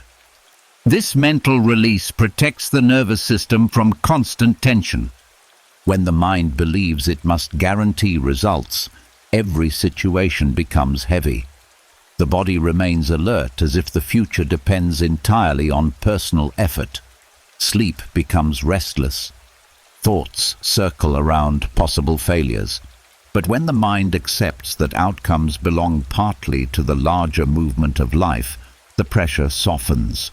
The mind still works diligently, but it no longer carries the burden of controlling everything. Marcus Aurelius practiced this perspective repeatedly while leading an empire. Many of his decisions affected thousands of people, yet he constantly reminded himself that he could only control the wisdom of his choices, not the full consequences that followed. This understanding gave him a strange kind of freedom. He could act with discipline and seriousness while remaining emotionally steady, regardless of what happened afterward. This same principle applies to everyday life. A person may prepare carefully for an important conversation. They may choose their words thoughtfully and approach the situation with patience. But the reaction of the other person cannot be controlled. When the mind expects a specific response, tension builds. But when the mind focuses only on speaking honestly and respectfully, peace remains intact no matter how the other person reacts. Releasing control over outcomes also improves clarity. When people become obsessed with results, their attention narrows. Fear of failure begins influencing decisions. Instead of acting wisely, the mind acts defensively. The Stoics recognized that attachment to outcomes clouds judgment. When the mind becomes free from that attachment, decisions become calmer and more rational. Effort is guided by values rather than by anxiety about results. Another benefit appears in how the mind experiences time. When outcomes dominate attention, the mind constantly lives in the future. It imagines possible successes or failures and tries to control them before they arrive. This habit disconnects the mind from the present moment where action actually happens. The Stoics returned their attention to the present.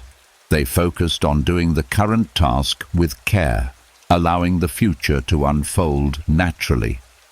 This approach restores a sense of stability because the mind no longer chases events that have not yet happened.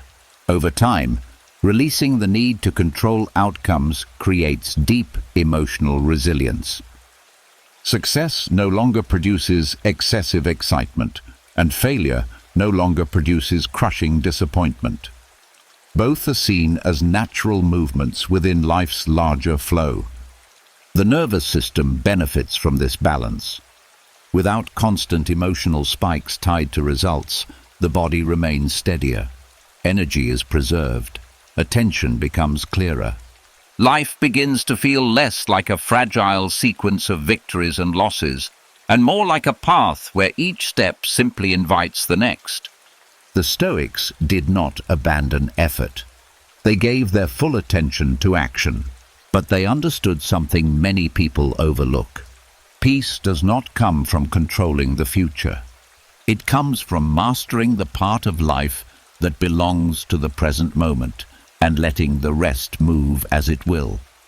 And once the mind begins releasing its grip on outcomes, another hidden source of exhaustion becomes easier to recognize. A quiet struggle that many people carry every day without realizing it. Not a struggle with events themselves, but with the emotional resistance toward those events. The Stoics observed something very important about the human mind. The mind does not become tired only from effort. It becomes tired from fighting reality. This emotional resistance often happens automatically. Something unpleasant occurs and the mind instantly reacts with rejection. This should not be happening. This situation is unfair. This moment must change immediately. These thoughts feel natural, yet they quietly begin draining the nervous system. The event itself may last only a few seconds, but the resistance toward it can last for hours. The Stoics understood that this resistance multiplies mental fatigue because the mind ends up fighting two battles at once. The first battle is the event itself. The second battle is the mind's refusal to accept that the event exists. This second battle is usually the more exhausting one. When the mind resists reality, it enters a cycle of replaying the situation repeatedly. Thoughts circle around the same moment. The conversation is reviewed again and again. The mistake is analyzed from every possible angle. The mind attempts to rewrite what has already happened, yet nothing changes. This repeated mental replay consumes enormous energy. The nervous system remains active, as if the situation is still unfolding. Muscles stay tense, breathing becomes shallow, sleep becomes restless because the mind continues processing an event that has already passed. The Stoics recognize that emotional resistance keeps the body in a constant state of alertness. When the mind declares that something is unacceptable or intolerable, the body reacts as if danger is still present. Stress hormones remain elevated. Attention becomes scattered. Even small tasks begin to feel overwhelming because the mind is already carrying the weight of internal conflict. This is why mental fatigue often appears even when physical effort has been minimal. The body is not tired from activity. It is tired from tension. Epictetus explained that people suffer more from their reactions to events than from the events themselves. When the mind refuses to allow situations to exist as they are, it creates unnecessary pressure inside the nervous system. The Stoics did not try to remove every difficulty from life. They knew this was impossible. Instead, they worked to remove the extra layer of resistance that turned simple difficulties into prolonged stress. By reducing resistance, they conserved mental energy. Marcus Aurelius practiced reminding himself that events are neither good nor bad by themselves. They simply occur. The suffering begins when the mind labels them as intolerable or catastrophic. These labels intensify emotional reactions and extend them far beyond the moment. When the mind releases those labels, the event loses much of its emotional weight. This shift dramatically reduces fatigue. Another reason resistance exhausts the mind is that it creates constant inner argument. One part of the mind demands that reality change, while another part recognizes that the event has already happened. This inner conflict keeps thoughts moving in circles. The nervous system becomes trapped in a loop. Attention is pulled back repeatedly toward the same unresolved tension. Even when the body tries to rest, the mind remains busy trying to resolve something that cannot be undone. The Stoics broke this loop through acceptance and observation. Instead of arguing with reality, they observed it. They acknowledged the event without feeding it with additional interpretation. This simple recognition allowed the mind to move forward instead of remaining stuck. When resistance fades, the nervous system begins to recover. Breathing becomes slower, muscles relax, thoughts become quieter. Energy that was previously trapped in emotional struggle becomes available again for clear thinking and purposeful action. The Stoics also understood that resistance often comes from unrealistic expectations about life. When the mind expects constant comfort, fairness, or perfect outcomes, any disruption feels like a personal attack. But life rarely unfolds according to those expectations. By adjusting their expectations, the Stoics reduced the amount of resistance that appeared when difficulties emerged. Instead of being shocked by obstacles, they anticipated them as natural parts of life's movement. This preparation prevented emotional reactions from escalating unnecessarily. Over time, this practice created remarkable endurance within the mind. Difficult situations still occurred, but they no longer drained energy in the same way.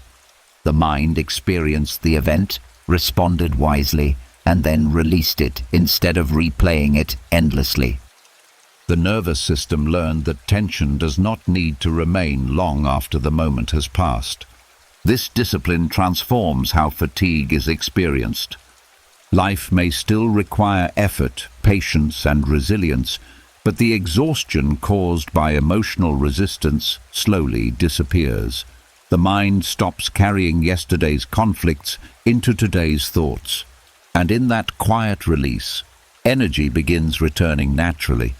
Not because life has removed every difficulty, but because the mind has stopped fighting every moment that refuses to unfold according to its wishes. And once the mind begins releasing the exhausting habit of resisting every difficult moment, another quiet discovery starts to appear. Much of the stress people carry does not come from events alone. It also comes from the way the mind attaches itself to every thought that appears. A single worry arrives, and the mind immediately treats it as truth. A critical thought appears, and the mind believes it describes reality. A fearful idea passes through awareness, and the body reacts as if danger is already present. The Stoics noticed this pattern long ago. They realized that thoughts appear constantly inside the mind, but not every thought deserves to be believed or followed. Many thoughts are simply impressions passing through awareness, shaped by habit, fear, memory, or temporary emotion.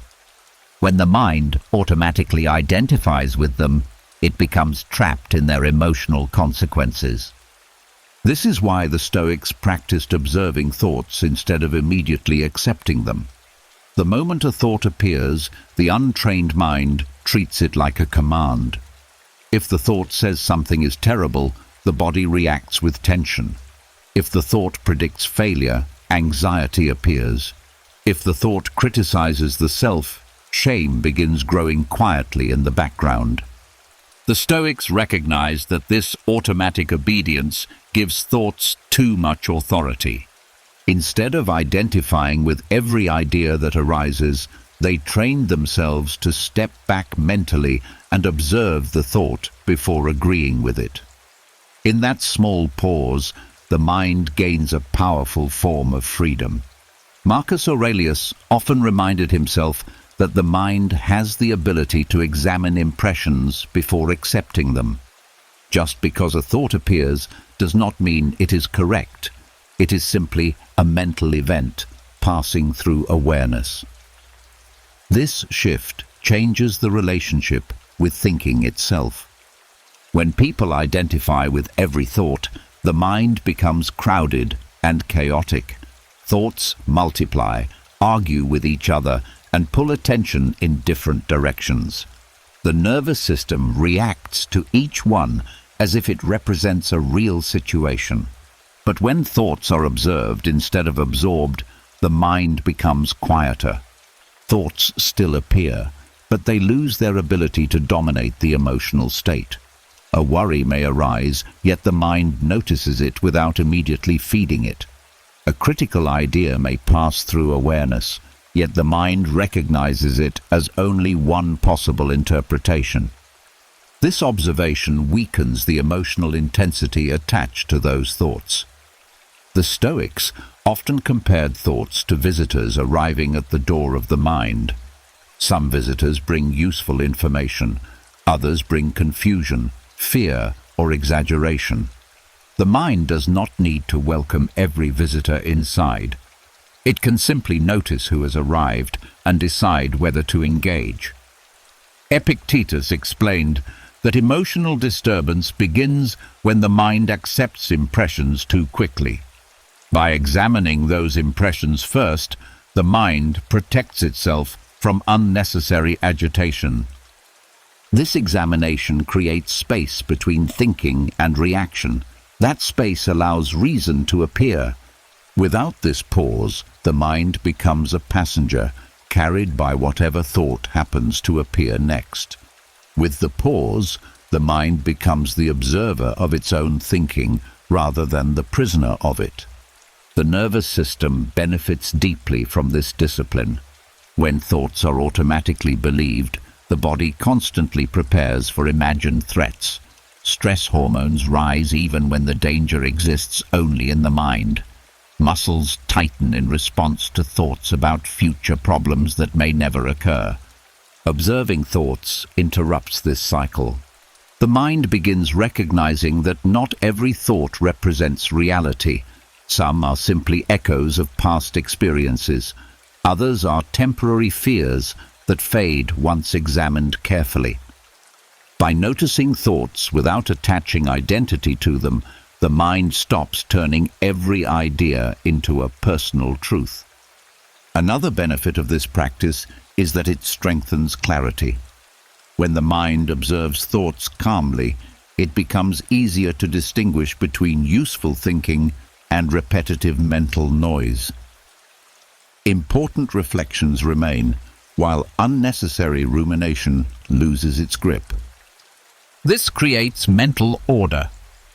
The Stoics did not try to eliminate thinking. They valued thoughtful reflection and careful reasoning. What they avoided was the habit of allowing uncontrolled thoughts to dictate emotional reactions. Over time, this practice transforms how the mind experiences its inner world. Instead of being overwhelmed by constant thinking, the mind becomes a quiet observer.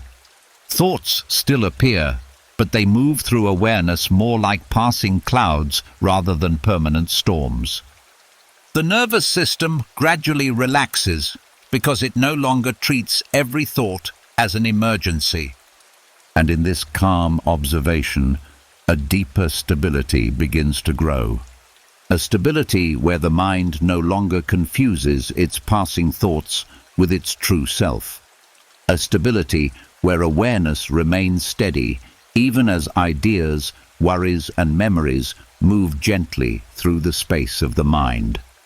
Not everything that appears inside the mind needs to become part of who you are.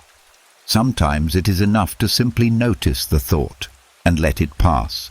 And as the mind learns to observe thoughts without becoming entangled in them, another quiet truth begins to appear. When the mind stops chasing every thought and reacting to every impression, something remarkable happens. Clarity begins to return. The Stoics believed deeply in this connection between calmness and understanding. They often repeated a simple insight that many people overlook. A calm mind sees more clearly than a restless one. Most people assume that thinking faster leads to better decisions. When pressure appears, the mind accelerates. Thoughts rush forward, searching for solutions, explanations, and defenses. But the Stoics noticed that this speed often produces confusion instead of wisdom. When the mind becomes agitated, perception becomes distorted. Small problems begin to look enormous. Temporary setbacks appear permanent. Words spoken in frustration are interpreted as deep hostility. The emotional storm inside the mind clouds judgment in the same way that muddy water hides what lies beneath the surface. The Stoics trained themselves to calm the water before trying to see clearly. Marcus Aurelius often reminded himself that the mind has the power to remain undisturbed by events. When the mind stays quiet and balanced, it becomes capable of observing situations without exaggeration. Details that were invisible during emotional agitation begin to appear. This is why calmness was not seen as weakness in Stoic philosophy. It was considered a form of strength. A calm mind does not rush toward conclusions. It waits, observes, and understands before responding. This patience protects the mind from mistakes that come from impulsive reactions. When the nervous system is calm, the brain processes information differently. Attention becomes focused rather than scattered. Instead of jumping between fears and predictions, the mind examines what is actually happening in the present moment. This clarity allows wiser decisions to emerge naturally. Epictetus taught that when people are overwhelmed by emotion, they become servants to their impressions. They react automatically to whatever thought or feeling appears first. But when the mind remains calm, it gains the ability to examine those impressions before accepting them. This examination is where wisdom grows. The Stoics believed that emotional storms narrow the mind's vision. When anger appears, attention focuses only on offense. When fear appears, attention focuses only on danger. When frustration appears, attention focuses only on obstacles. But calmness widens perception. A calm mind can hold multiple perspectives at once. It can recognize both the problem and the possible solutions. It can see the emotions involved without being controlled by them. This broader view allows the mind to respond with intelligence rather than impulse. The nervous system benefits deeply from this balance. When the mind stays calm, the body remains steady. Breathing stays slow and regular. Muscles remain relaxed. Energy is preserved instead of being wasted on emotional spikes that offer no useful guidance. This stability creates the conditions where clear thinking becomes possible. The Stoics often compared the mind to a mirror. When the mirror is shaken constantly, the reflection becomes distorted. But when the mirror is still, it reflects the world exactly as it is. In the same way, a calm mind reflects reality more accurately. This does not mean that calm people ignore problems. The Stoics faced difficult responsibilities, conflicts, and challenges like everyone else. What made them different was their refusal to allow emotional agitation to become the lens through which every situation was viewed. They addressed problems from a place of steadiness. Because their minds were not overwhelmed by reaction, they could see details that others missed. They could recognize patterns, anticipate consequences, and choose responses that served long-term wisdom rather than short-term emotion. Over time, this practice strengthens judgment. When the mind becomes familiar with calm observation, it develops confidence in its ability to navigate complex situations. Panic begins to disappear because the mind knows it can examine problems carefully instead of reacting blindly. This confidence reduces anxiety. The nervous system no longer expects every challenge to trigger chaos. Instead, it learns that clarity will emerge if the mind remains patient and steady. The Stoics believed that calmness creates the conditions where reason can lead. Without calmness, reason struggles to be heard above the noise of emotion. This is why they practiced calming the mind daily, not as an escape from life, but as preparation for facing life wisely. Because when the mind becomes still, reality becomes easier to understand. Decisions become clearer. Reactions become more measured, and the path forward reveals itself without the distortion created by emotional storms.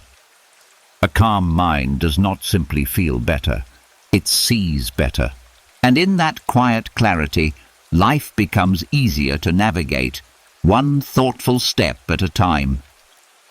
And when the mind begins seeing the world through calmness instead of agitation, another important discovery slowly appears. Much of the emotional overload people experience does not come from the complexity of life itself, but from the complexity the mind creates around it. Thoughts multiply, interpretations stack on top of one another, and the mind begins carrying far more than the situation actually requires. The Stoics believed that the mind becomes overwhelmed when it forgets the power of simplicity. Life naturally contains many moving parts. Responsibilities, relationships, decisions, and uncertainties all unfold at the same time. But the Stoics noticed that emotional overload rarely comes from the events alone. It comes from the mind trying to analyze, predict, and control every detail at once. This habit creates mental noise. The mind jumps from one possibility to another. It tries to solve tomorrow's problems while still dealing with today's responsibilities. It imagines outcomes that may never happen and attaches emotional weight to each one. Soon the nervous system begins reacting to dozens of imagined situations instead of the single moment that actually exists. Mental simplicity interrupts this cycle. The Stoics trained themselves to reduce situations to their most basic elements. Instead of allowing the mind to create complicated emotional stories, they focused only on what was directly in front of them. What is happening right now? What action is possible in this moment? What belongs to my control and what does not? By returning attention to these simple questions, they prevented the mind from becoming lost in unnecessary complexity. Marcus Aurelius practiced this repeatedly. When his mind began drifting into worry or frustration, he reminded himself to see events as they truly are, without adding dramatic interpretations. A difficult conversation was simply a conversation. A delay was simply a delay. By stripping away exaggerated meaning, he reduced the emotional intensity attached to the event. This clarity protected the nervous system from overload. When the mind simplifies situations, the body relaxes. Instead of reacting to layers of imagined problems, it responds only to the real moment that exists. Breathing becomes slower. Attention becomes focused. Energy returns. Mental simplicity also reduces emotional overload because it limits the number of concerns the mind carries at once. Many people attempt to think about every responsibility simultaneously. Work, relationships, future plans, and past mistakes all compete for attention. The Stoics avoided this mental crowding. They focused on one task at a time. If a problem needed attention, they examined it carefully and addressed it directly. Once the action was complete, they allowed the mind to release the problem instead of continuing to replay it.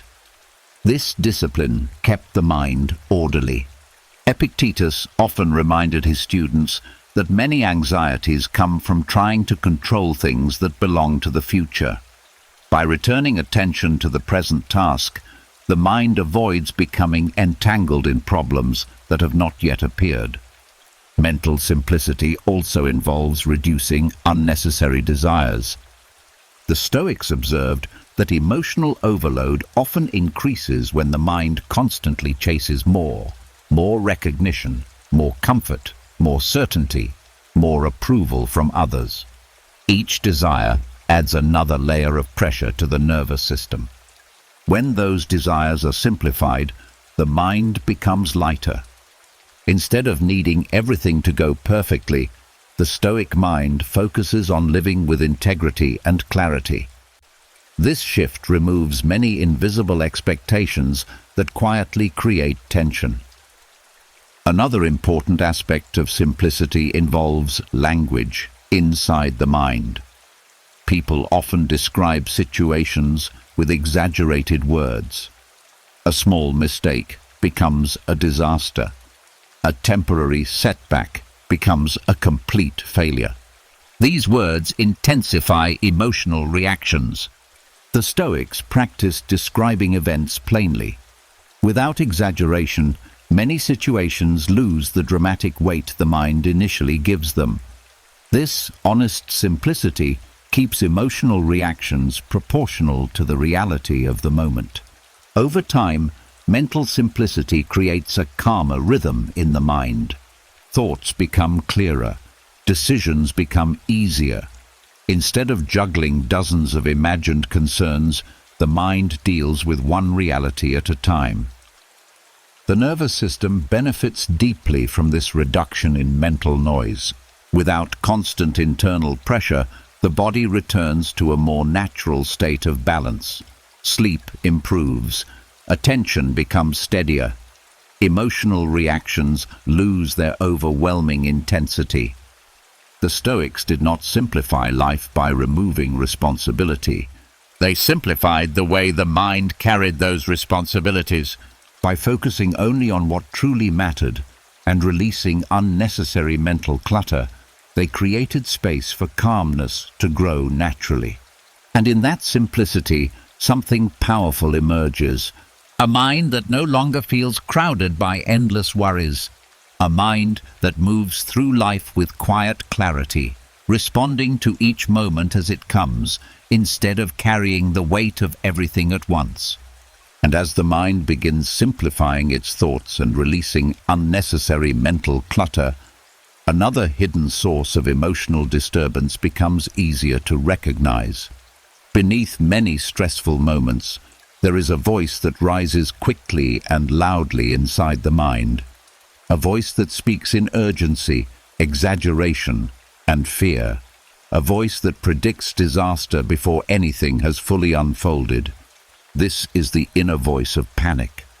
The Stoics understood that this voice is not the mind's true guide. It is a reflex that appears when the nervous system senses uncertainty or pressure.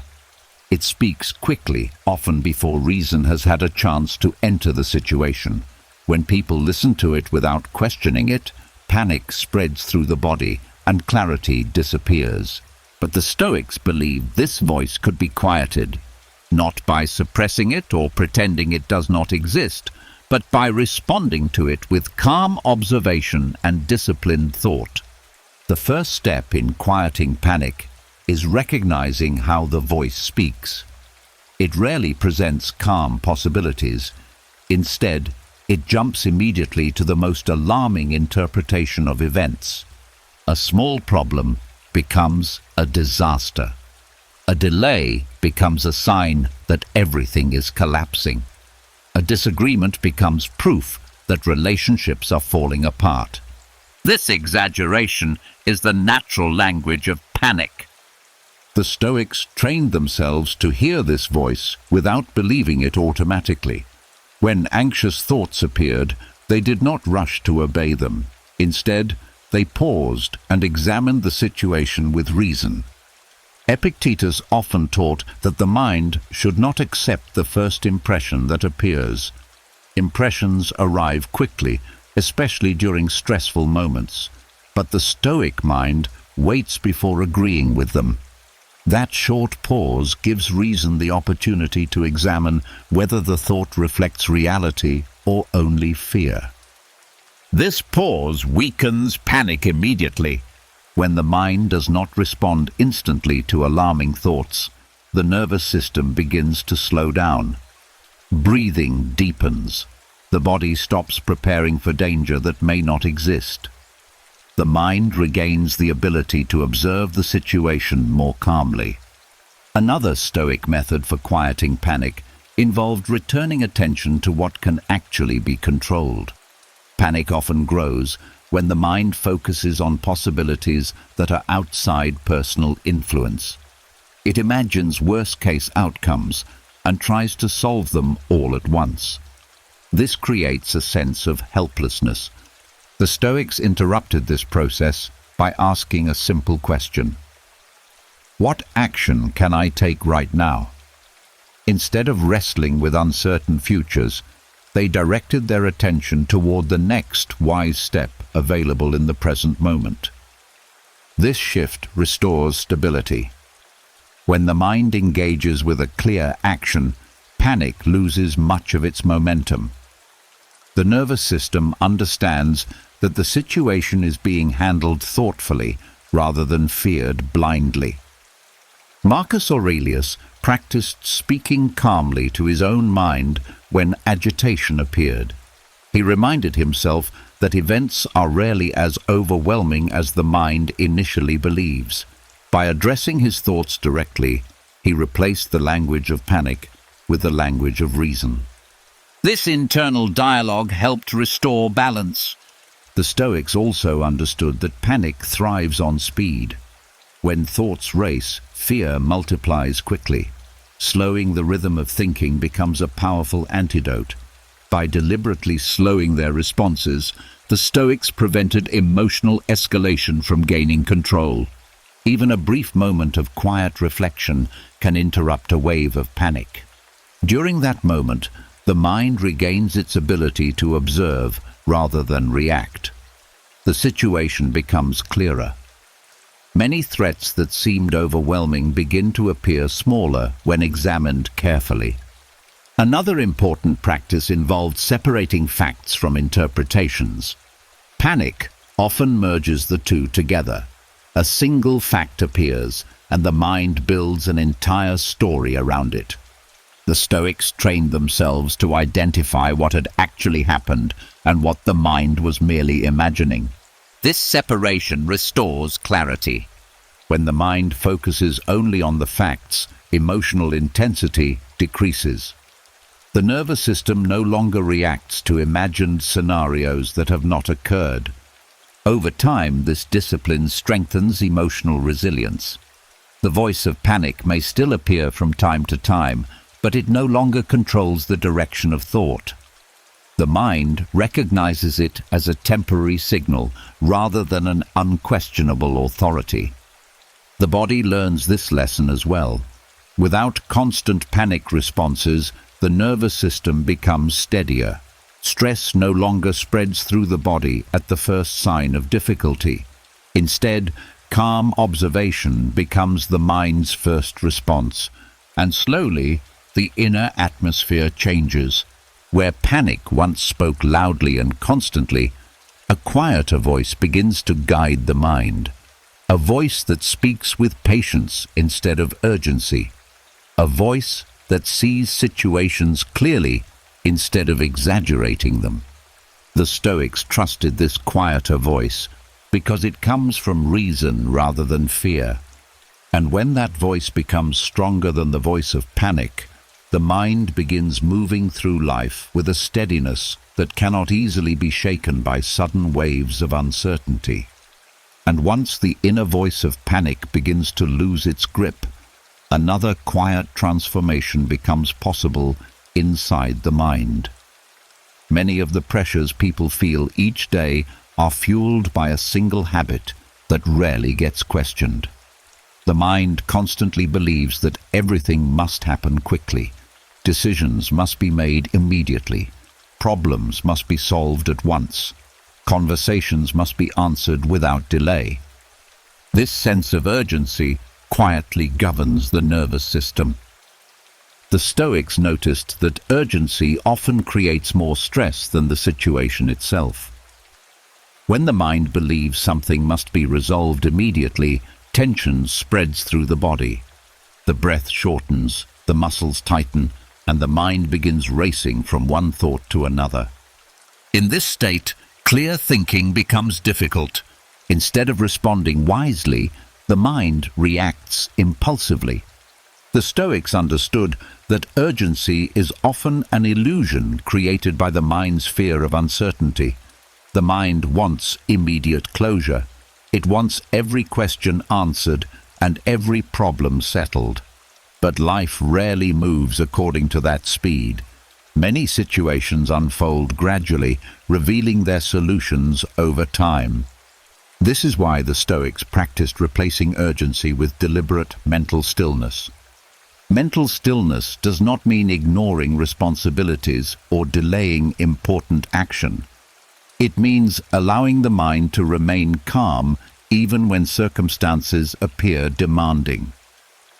The Stoic mind moves carefully rather than rushing blindly.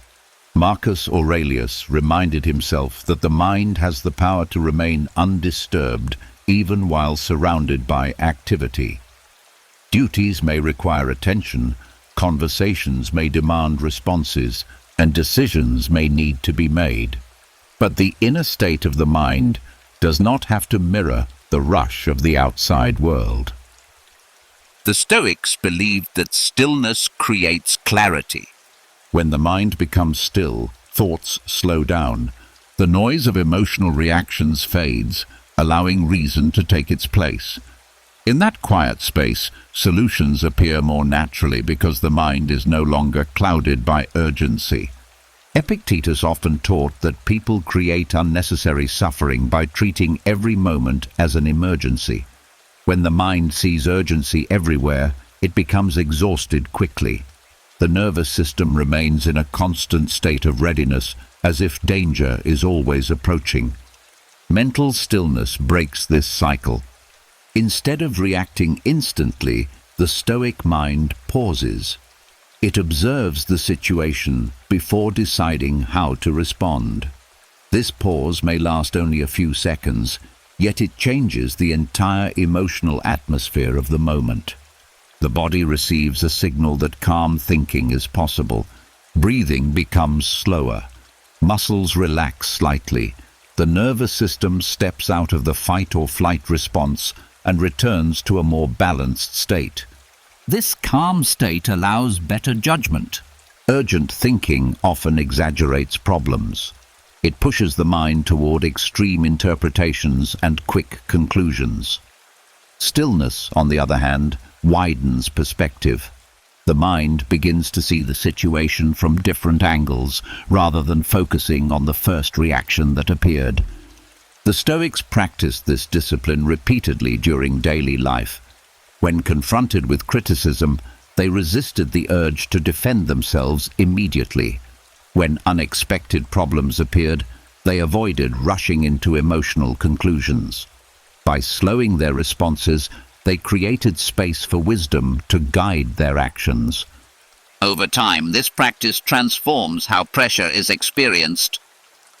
Situations that once triggered anxiety begin to feel manageable. The mind learns that most problems do not require frantic thinking. They require careful attention and steady reasoning. The nervous system benefits greatly from this shift. Without constant urgency, the body conserves energy. Emotional spikes become less frequent. Attention becomes more focused because it is not constantly pulled in multiple directions. Mental stillness also improves communication with others. When people speak from urgency, their words often carry tension. Conversations become defensive or rushed. But when the mind remains still, responses become thoughtful and measured. This calm presence often softens the atmosphere of the entire interaction. Others feel less threatened and more willing to listen. The Stoics believed that inner stillness acts like an anchor during moments of pressure. While events around the mind may move quickly, the inner world remains steady. Decisions are made with clarity rather than impulse. This steadiness becomes a quiet form of strength. It allows the mind to remain balanced even when life becomes unpredictable. Instead of chasing every urgent thought, the Stoic mind stands calmly within the moment, and slowly, something powerful begins to emerge. The feeling that time itself has expanded. Problems no longer feel like collapsing walls that must be solved instantly. Instead, they become situations that can be approached with patience and care. Urgency fades. Stillness takes its place. And within that stillness, the mind discovers that calm thinking often solves more than frantic thinking ever could. And as the mind begins replacing urgency with deliberate stillness, another deeper insight slowly becomes visible. Many people believe that emotional peace comes from trying to suppress feelings. They try to push away anger, silence anxiety, or eliminate sadness. Yet the Stoics noticed something important long before modern psychology began studying it. Emotions are not the true source of disturbance. They are the result of something that happens just before them. Judgment. The Stoics believed that emotional reactions grow from the judgments the mind forms about events. When something happens, the mind immediately interprets it. It labels the situation as good or bad, threatening or harmless, unfair or acceptable. These interpretations appear so quickly that they often feel automatic. But the Stoics understood that this interpretation is where emotional turbulence truly begins. For example, if someone speaks harshly, the event itself is only a few words leaving another person's mouth.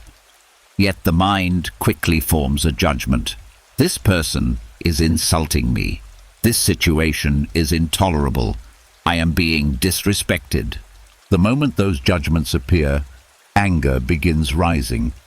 But if the mind interprets the same event differently, the emotional outcome changes. The mind might recognize that the other person is frustrated, tired, or unaware of how their words sound. Instead of seeing the situation as an attack, it may see it as a reflection of another person's inner state. In that case, anger may never fully appear. This is why the Stoics focused on regulating judgment rather than fighting emotions directly. They understood that once an emotion has fully developed, it becomes difficult to control. Trying to suppress it often makes it stronger. The mind becomes locked in a struggle between feeling and resistance. But if the judgment that produces the emotion is examined early, the emotional reaction can soften before it takes full control. Epictetus taught that people are disturbed not by things themselves, but by the views they take of those things. This simple observation became the foundation of Stoic emotional discipline. Instead of asking how to eliminate emotions, the Stoics asked how to examine the judgments that create them. This approach protects the nervous system from unnecessary escalation. When the mind reacts automatically to every impression, emotions rise quickly and repeatedly throughout the day. Each situation triggers a new wave of irritation, anxiety, or frustration. The nervous system becomes exhausted from constant emotional spikes. But when the mind learns to question its judgments, emotional intensity begins to decrease. The mind pauses and asks a quieter question.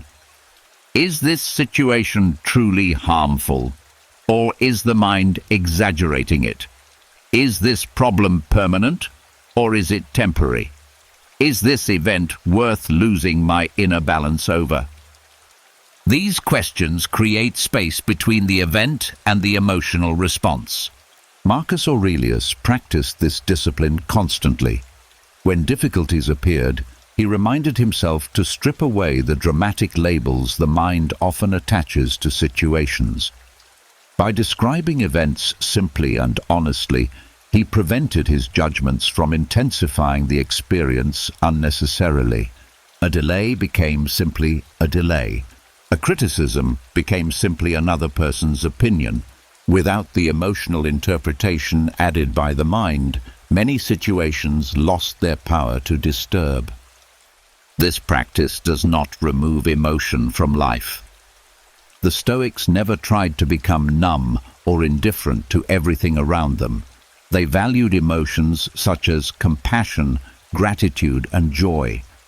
What they trained themselves to avoid were exaggerated emotional reactions caused by distorted judgments. By correcting those judgments, emotional balance becomes more natural. Another benefit of regulating judgment is that it restores responsibility to the mind. When people believe emotions are uncontrollable forces, they feel powerless against them. Anger appears and they assume it must be expressed. Fear appears and they assume it must be obeyed. The Stoics rejected this belief. They recognized that while the first emotional impulse may appear quickly, the mind still has influence over how that impulse develops. By examining the judgment behind the emotion, the mind regains the ability to guide its response. This guidance strengthens emotional resilience. Instead of being carried away by every emotional wave, the mind becomes capable of observing the wave and deciding how far it will travel. Over time, this discipline transforms the inner atmosphere of the mind. Situations that once triggered strong reactions begin to feel less threatening. The mind becomes slower to judge, slower to exaggerate, and slower to label events as disasters. The nervous system benefits from this shift. Without constant emotional escalation, the body remains steadier throughout the day. Energy is preserved, and attention becomes clearer. The Stoics believed that wisdom begins when the mind recognizes its role in shaping emotional experience. Events will continue to happen. People will continue to behave unpredictably. But the meaning those events carry inside the mind depends largely on the judgments that are formed about them. And when those judgments become calmer, more balanced, and more thoughtful, the emotional life that follows them becomes calmer as well. Not because feelings have disappeared, but because the mind has learned where those feelings truly begin. And once the mind begins regulating its judgments instead of wrestling endlessly with emotions, another quiet doorway opens. Many emotional disturbances survive only because the mind keeps leaving the present moment. It drifts backward into memories or forward into imagined futures. It revisits conversations that already ended or predicts outcomes that have not yet arrived. The Stoics noticed that this wandering of attention is one of the main reasons the nervous system becomes exhausted. When the mind leaves the present moment, it carries its attention into places where it cannot act. It replays the past, trying to change what has already happened, or it rushes toward the future, trying to solve problems that do not yet exist. Both directions create tension. The past cannot be edited, and the future cannot be fully controlled. Yet the mind spends enormous energy trying to influence both. The Stoics recognized that peace returns when attention comes back to the only moment where influence is truly possible: the present. Marcus Aurelius reminded himself often that life unfolds one moment at a time. The past has already slipped beyond reach, and the future remains uncertain. Only the present moment offers a place where thought, action, and choice can occur. When attention returns here, the mind immediately becomes lighter. Many worries disappear because they belong to moments that do not currently exist. Regret fades because the event has already passed. Anxiety softens because the imagined future has not yet arrived.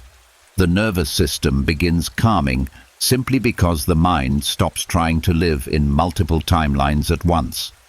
The Stoics practiced this return to the present repeatedly during daily life. When the mind began drifting into worry, they brought their attention back to what was directly in front of them: a task, a conversation, a breath, or a single step. This act may seem simple, yet it changes the emotional rhythm of the mind. When attention rests in the present moment, the mind stops multiplying problems. Instead of dealing with 10 imagined scenarios, it deals with one reality. This simplification restores clarity. Epictetus taught that people often suffer because they try to carry the entire weight of life at once. They think about tomorrow's responsibilities while still finishing today's work. They worry about possible outcomes before taking the next step. The Stoics learned to divide life into manageable pieces. One moment, one action, one decision. By focusing attention in this way, the mind becomes steady. The nervous system no longer feels as if it must solve everything immediately. Returning to the present also changes how the body experiences time. When the mind lives in the future, time feels compressed and urgent. Everything appears to demand immediate resolution. But when attention rests in the present moment, time feels wider. There is space to think, space to breathe, space to respond with care rather than reaction. This shift reduces emotional overload because the mind is no longer racing ahead of reality. Another benefit appears in how the mind experiences ordinary moments. Many people move through daily life while thinking about something else entirely. They eat while worrying about work. They walk while replaying arguments. They speak with others while imagining future tasks. This constant distraction prevents the mind from fully settling. The Stoics practiced bringing full attention to whatever they were doing. When walking, they noticed the movement of the body. When speaking with someone, they listened carefully. When working, they focused on the task rather than the outcome. This attention strengthens calmness. The nervous system relaxes because the mind stops dividing itself between multiple concerns. Energy becomes concentrated instead of scattered. Marcus Aurelius described this discipline as performing each action as if it were the only thing that mattered in that moment. By treating each moment with care, he prevented the mind from becoming overwhelmed by everything else that might follow. Over time, returning attention to the present becomes a habit. The mind still drifts occasionally, but it learns how to come back quickly. Thoughts about the past or future appear, yet they no longer dominate awareness. The nervous system begins trusting that the present moment is enough. This trust creates a quiet stability.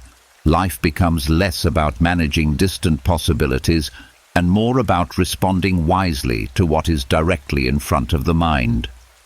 And slowly, the constant pressure of unfinished futures and unchangeable pasts begins to fade. What remains is the simple rhythm of the present moment, a place where the mind can breathe, observe clearly, and take the next step without carrying the weight of every other step that has not yet arrived. And when the mind learns to return again and again to the present moment, another quiet truth begins to reveal itself. Much of the tension people carry throughout the day is not caused by what is happening right now. It comes from what the mind believes might happen later. The Stoics noticed that the human mind has a powerful ability to imagine the future, but that same ability often becomes a source of unnecessary suffering. The mind travels forward in time and begins constructing possibilities. Some of these possibilities are realistic and helpful. They allow preparation and thoughtful planning. But many of them are exaggerated scenarios created by fear rather than reason. This is where stress begins to grow. The Stoics called this habit borrowing trouble from the future. The mind begins reacting emotionally to events that have not yet occurred and may never occur at all. Yet the body responds as if those imagined situations are already unfolding. The nervous system cannot easily distinguish between real danger and vividly imagined danger. When the mind repeatedly rehearses negative outcomes, the body prepares itself for threat. Muscles tighten, breathing becomes shallow, and attention becomes consumed by worry. All of this happens even though the present moment may still be calm. Marcus Aurelius recognized this pattern within himself and constantly reminded his mind to stay grounded in what was actually happening. He understood that the future arrives one moment at a time.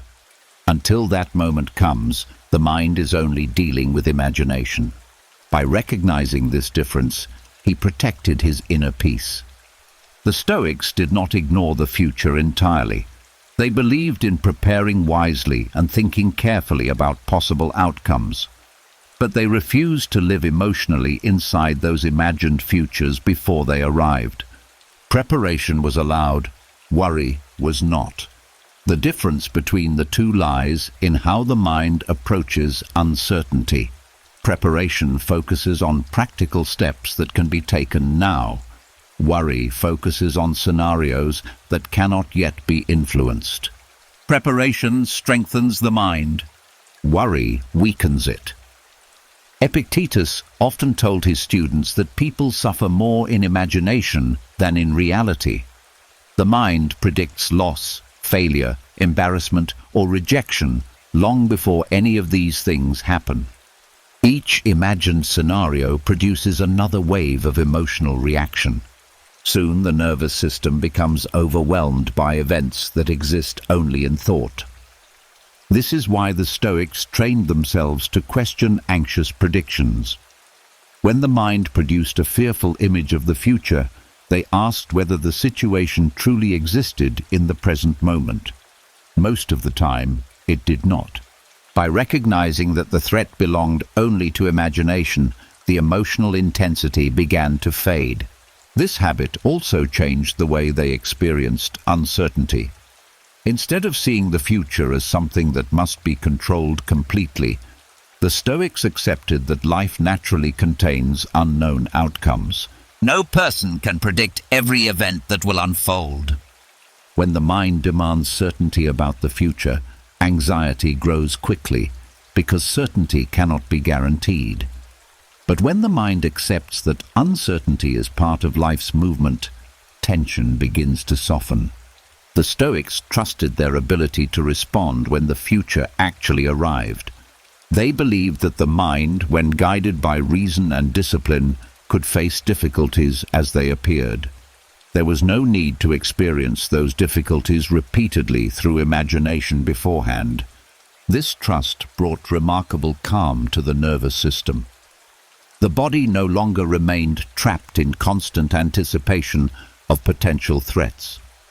Instead, it rested in the present moment where action was possible. Another Stoic practice involved reducing the emotional weight given to future events. The mind often treats upcoming situations as if they will determine the entire direction of life. A meeting becomes a defining moment. A decision becomes a permanent turning point. But the Stoics viewed life as a long sequence of changing moments. Even difficult events rarely hold the power the mind assigns to them. Time continues moving. Circumstances shift. What appears overwhelming today often becomes a small memory tomorrow. Recognizing this perspective weakens the hold of imagined futures. The mind begins to understand that most scenarios it fears will either never happen or will pass more quickly than expected. Over time, this discipline transforms how the mind experiences the unknown. Instead of anticipating the future with tension, the mind approaches it with quiet readiness. The nervous system relaxes because it no longer believes it must fight every possible outcome in advance. Life becomes something that unfolds step by step, rather than a storm of imagined dangers. And slowly, the mind discovers something surprising. The future loses its power to disturb when the present moment receives full attention. Because the only place where life truly exists is here, in this moment. And here, in this moment, the mind has everything it needs to remain calm, clear, and steady, while the future quietly waits its turn to arrive. And when the mind begins recognizing that much of its stress comes from imagined futures, another path toward calmness slowly opens. The Stoics understood that the mind does not regain stability simply by ignoring its thoughts. Instead, it regains balance by examining those thoughts carefully. This practice became one of their most powerful tools for restoring emotional strength. Rational reflection. The Stoics believed that the mind is capable of guiding itself back to calm through thoughtful examination. When emotions rise suddenly, the mind often feels as if it has lost control. Thoughts become scattered, reactions become intense, and the nervous system enters a state of tension. But the Stoics trusted that reason could gently reorganize this chaos. Instead of reacting immediately to emotional impulses, they practiced stepping back and reflecting on the situation with clarity. This reflection did not involve criticizing themselves or suppressing feelings. It involved calmly examining what had happened and asking whether their reaction matched reality. This small act of reflection begins restoring order. When the mind slows down and examines its thoughts, exaggerated interpretations begin to lose their strength. What once felt like a personal disaster may reveal itself as a temporary inconvenience. What once felt like rejection may simply reflect misunderstanding or circumstance. The nervous system begins calming because the mind is no longer feeding the emotional storm. Marcus Aurelius practiced rational reflection throughout his life. At the end of each day, he often reviewed his thoughts and actions. He asked himself whether his reactions had been guided by reason or by impulse. This quiet review allowed him to correct his thinking and prepare his mind to respond more wisely in the future. Over time, this reflection strengthened emotional stability. Instead of repeating the same reactions again and again, the mind gradually learned from its own experiences. Each reflection became a lesson in how the mind could remain calmer the next time a similar situation appeared. The Stoics understood that emotional reactions often begin with quick judgments that the mind forms without examination. Something happens, and the mind instantly decides that the situation is unfair, threatening, or humiliating. Rational reflection questions these judgments. Epictetus encouraged people to examine the impressions that enter their minds. He taught that the first impression may appear automatically, but the mind still has the power to decide whether to accept it as true. By pausing and reflecting, the mind prevents those impressions from controlling emotional responses. This pause weakens emotional escalation. Instead of allowing anger or anxiety to expand, the mind begins asking thoughtful questions. Is this situation truly harmful? Will this matter in a few days or weeks? Is my reaction helping me respond wisely, or is it making the situation heavier than it needs to be? These questions bring the mind back into balance. Rational reflection also helps the mind recognize patterns in its own behavior. People often react in similar ways to certain types of situations. Criticism may always trigger defensiveness. Delays may always trigger frustration. Uncertainty may always trigger worry. When the mind reflects on these patterns, it begins understanding how emotional reactions develop. This awareness allows the mind to prepare differently in the future. Instead of being surprised by familiar reactions, the mind learns to anticipate them and respond with greater patience.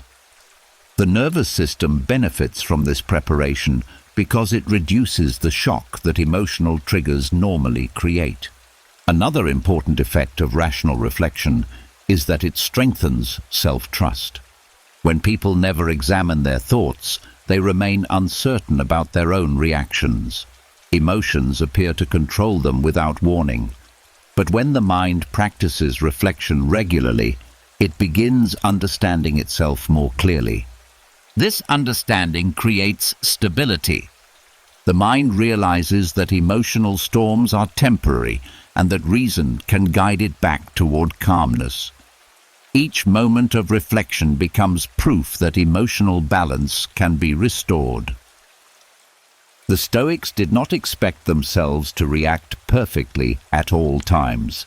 They understood that human emotions will always appear from time to time. What mattered was how the mind responded after those emotions arose. Rational reflection allowed them to return to clarity without self-judgment. Instead of criticizing themselves for feeling anger or worry, they examined those feelings calmly and learned from them. This compassionate examination helped the mind remain steady instead of becoming trapped in cycles of regret. Over time, this practice reshapes the entire inner landscape of the mind. Thoughts become more organized, reactions become slower and more thoughtful. The nervous system becomes less reactive because the mind has learned how to guide itself back to balance. Emotional stability begins to rebuild quietly, moment by moment. Not through force, but through the steady practice of examining thoughts with patience and reason. And with each reflection, the mind grows stronger, clearer, and more capable of remaining calm even when life presents challenges that once felt overwhelming. The mind was never meant to carry everything at once, yet for years it learned to do exactly that, holding the past, fearing the future, reacting to every thought as if it were a command. What you have just experienced in these hours is something the Stoics understood centuries ago. Calm is not something the world gives you. It is something the mind learns to build. Piece by piece, you saw how emotional storms begin. A judgment made too quickly, a future imagined too vividly, a moment resisted instead of accepted. And you also saw the quiet solutions the Stoics practiced every day, slowing the mind, observing thoughts without obeying them, returning attention to the present, releasing the need to control outcomes, reframing difficulty, allowing reason to guide emotion instead of the other way around. None of these practices require a different life. They only require a different relationship with the mind itself. When the mind stops fighting every moment, the nervous system begins to rest. When thoughts are observed instead of believed, emotional storms lose their force. And when attention returns to the present, the future stops stealing your peace before it even arrives. That is the Stoic reset, not a temporary escape from stress, but a quiet retraining of the mind.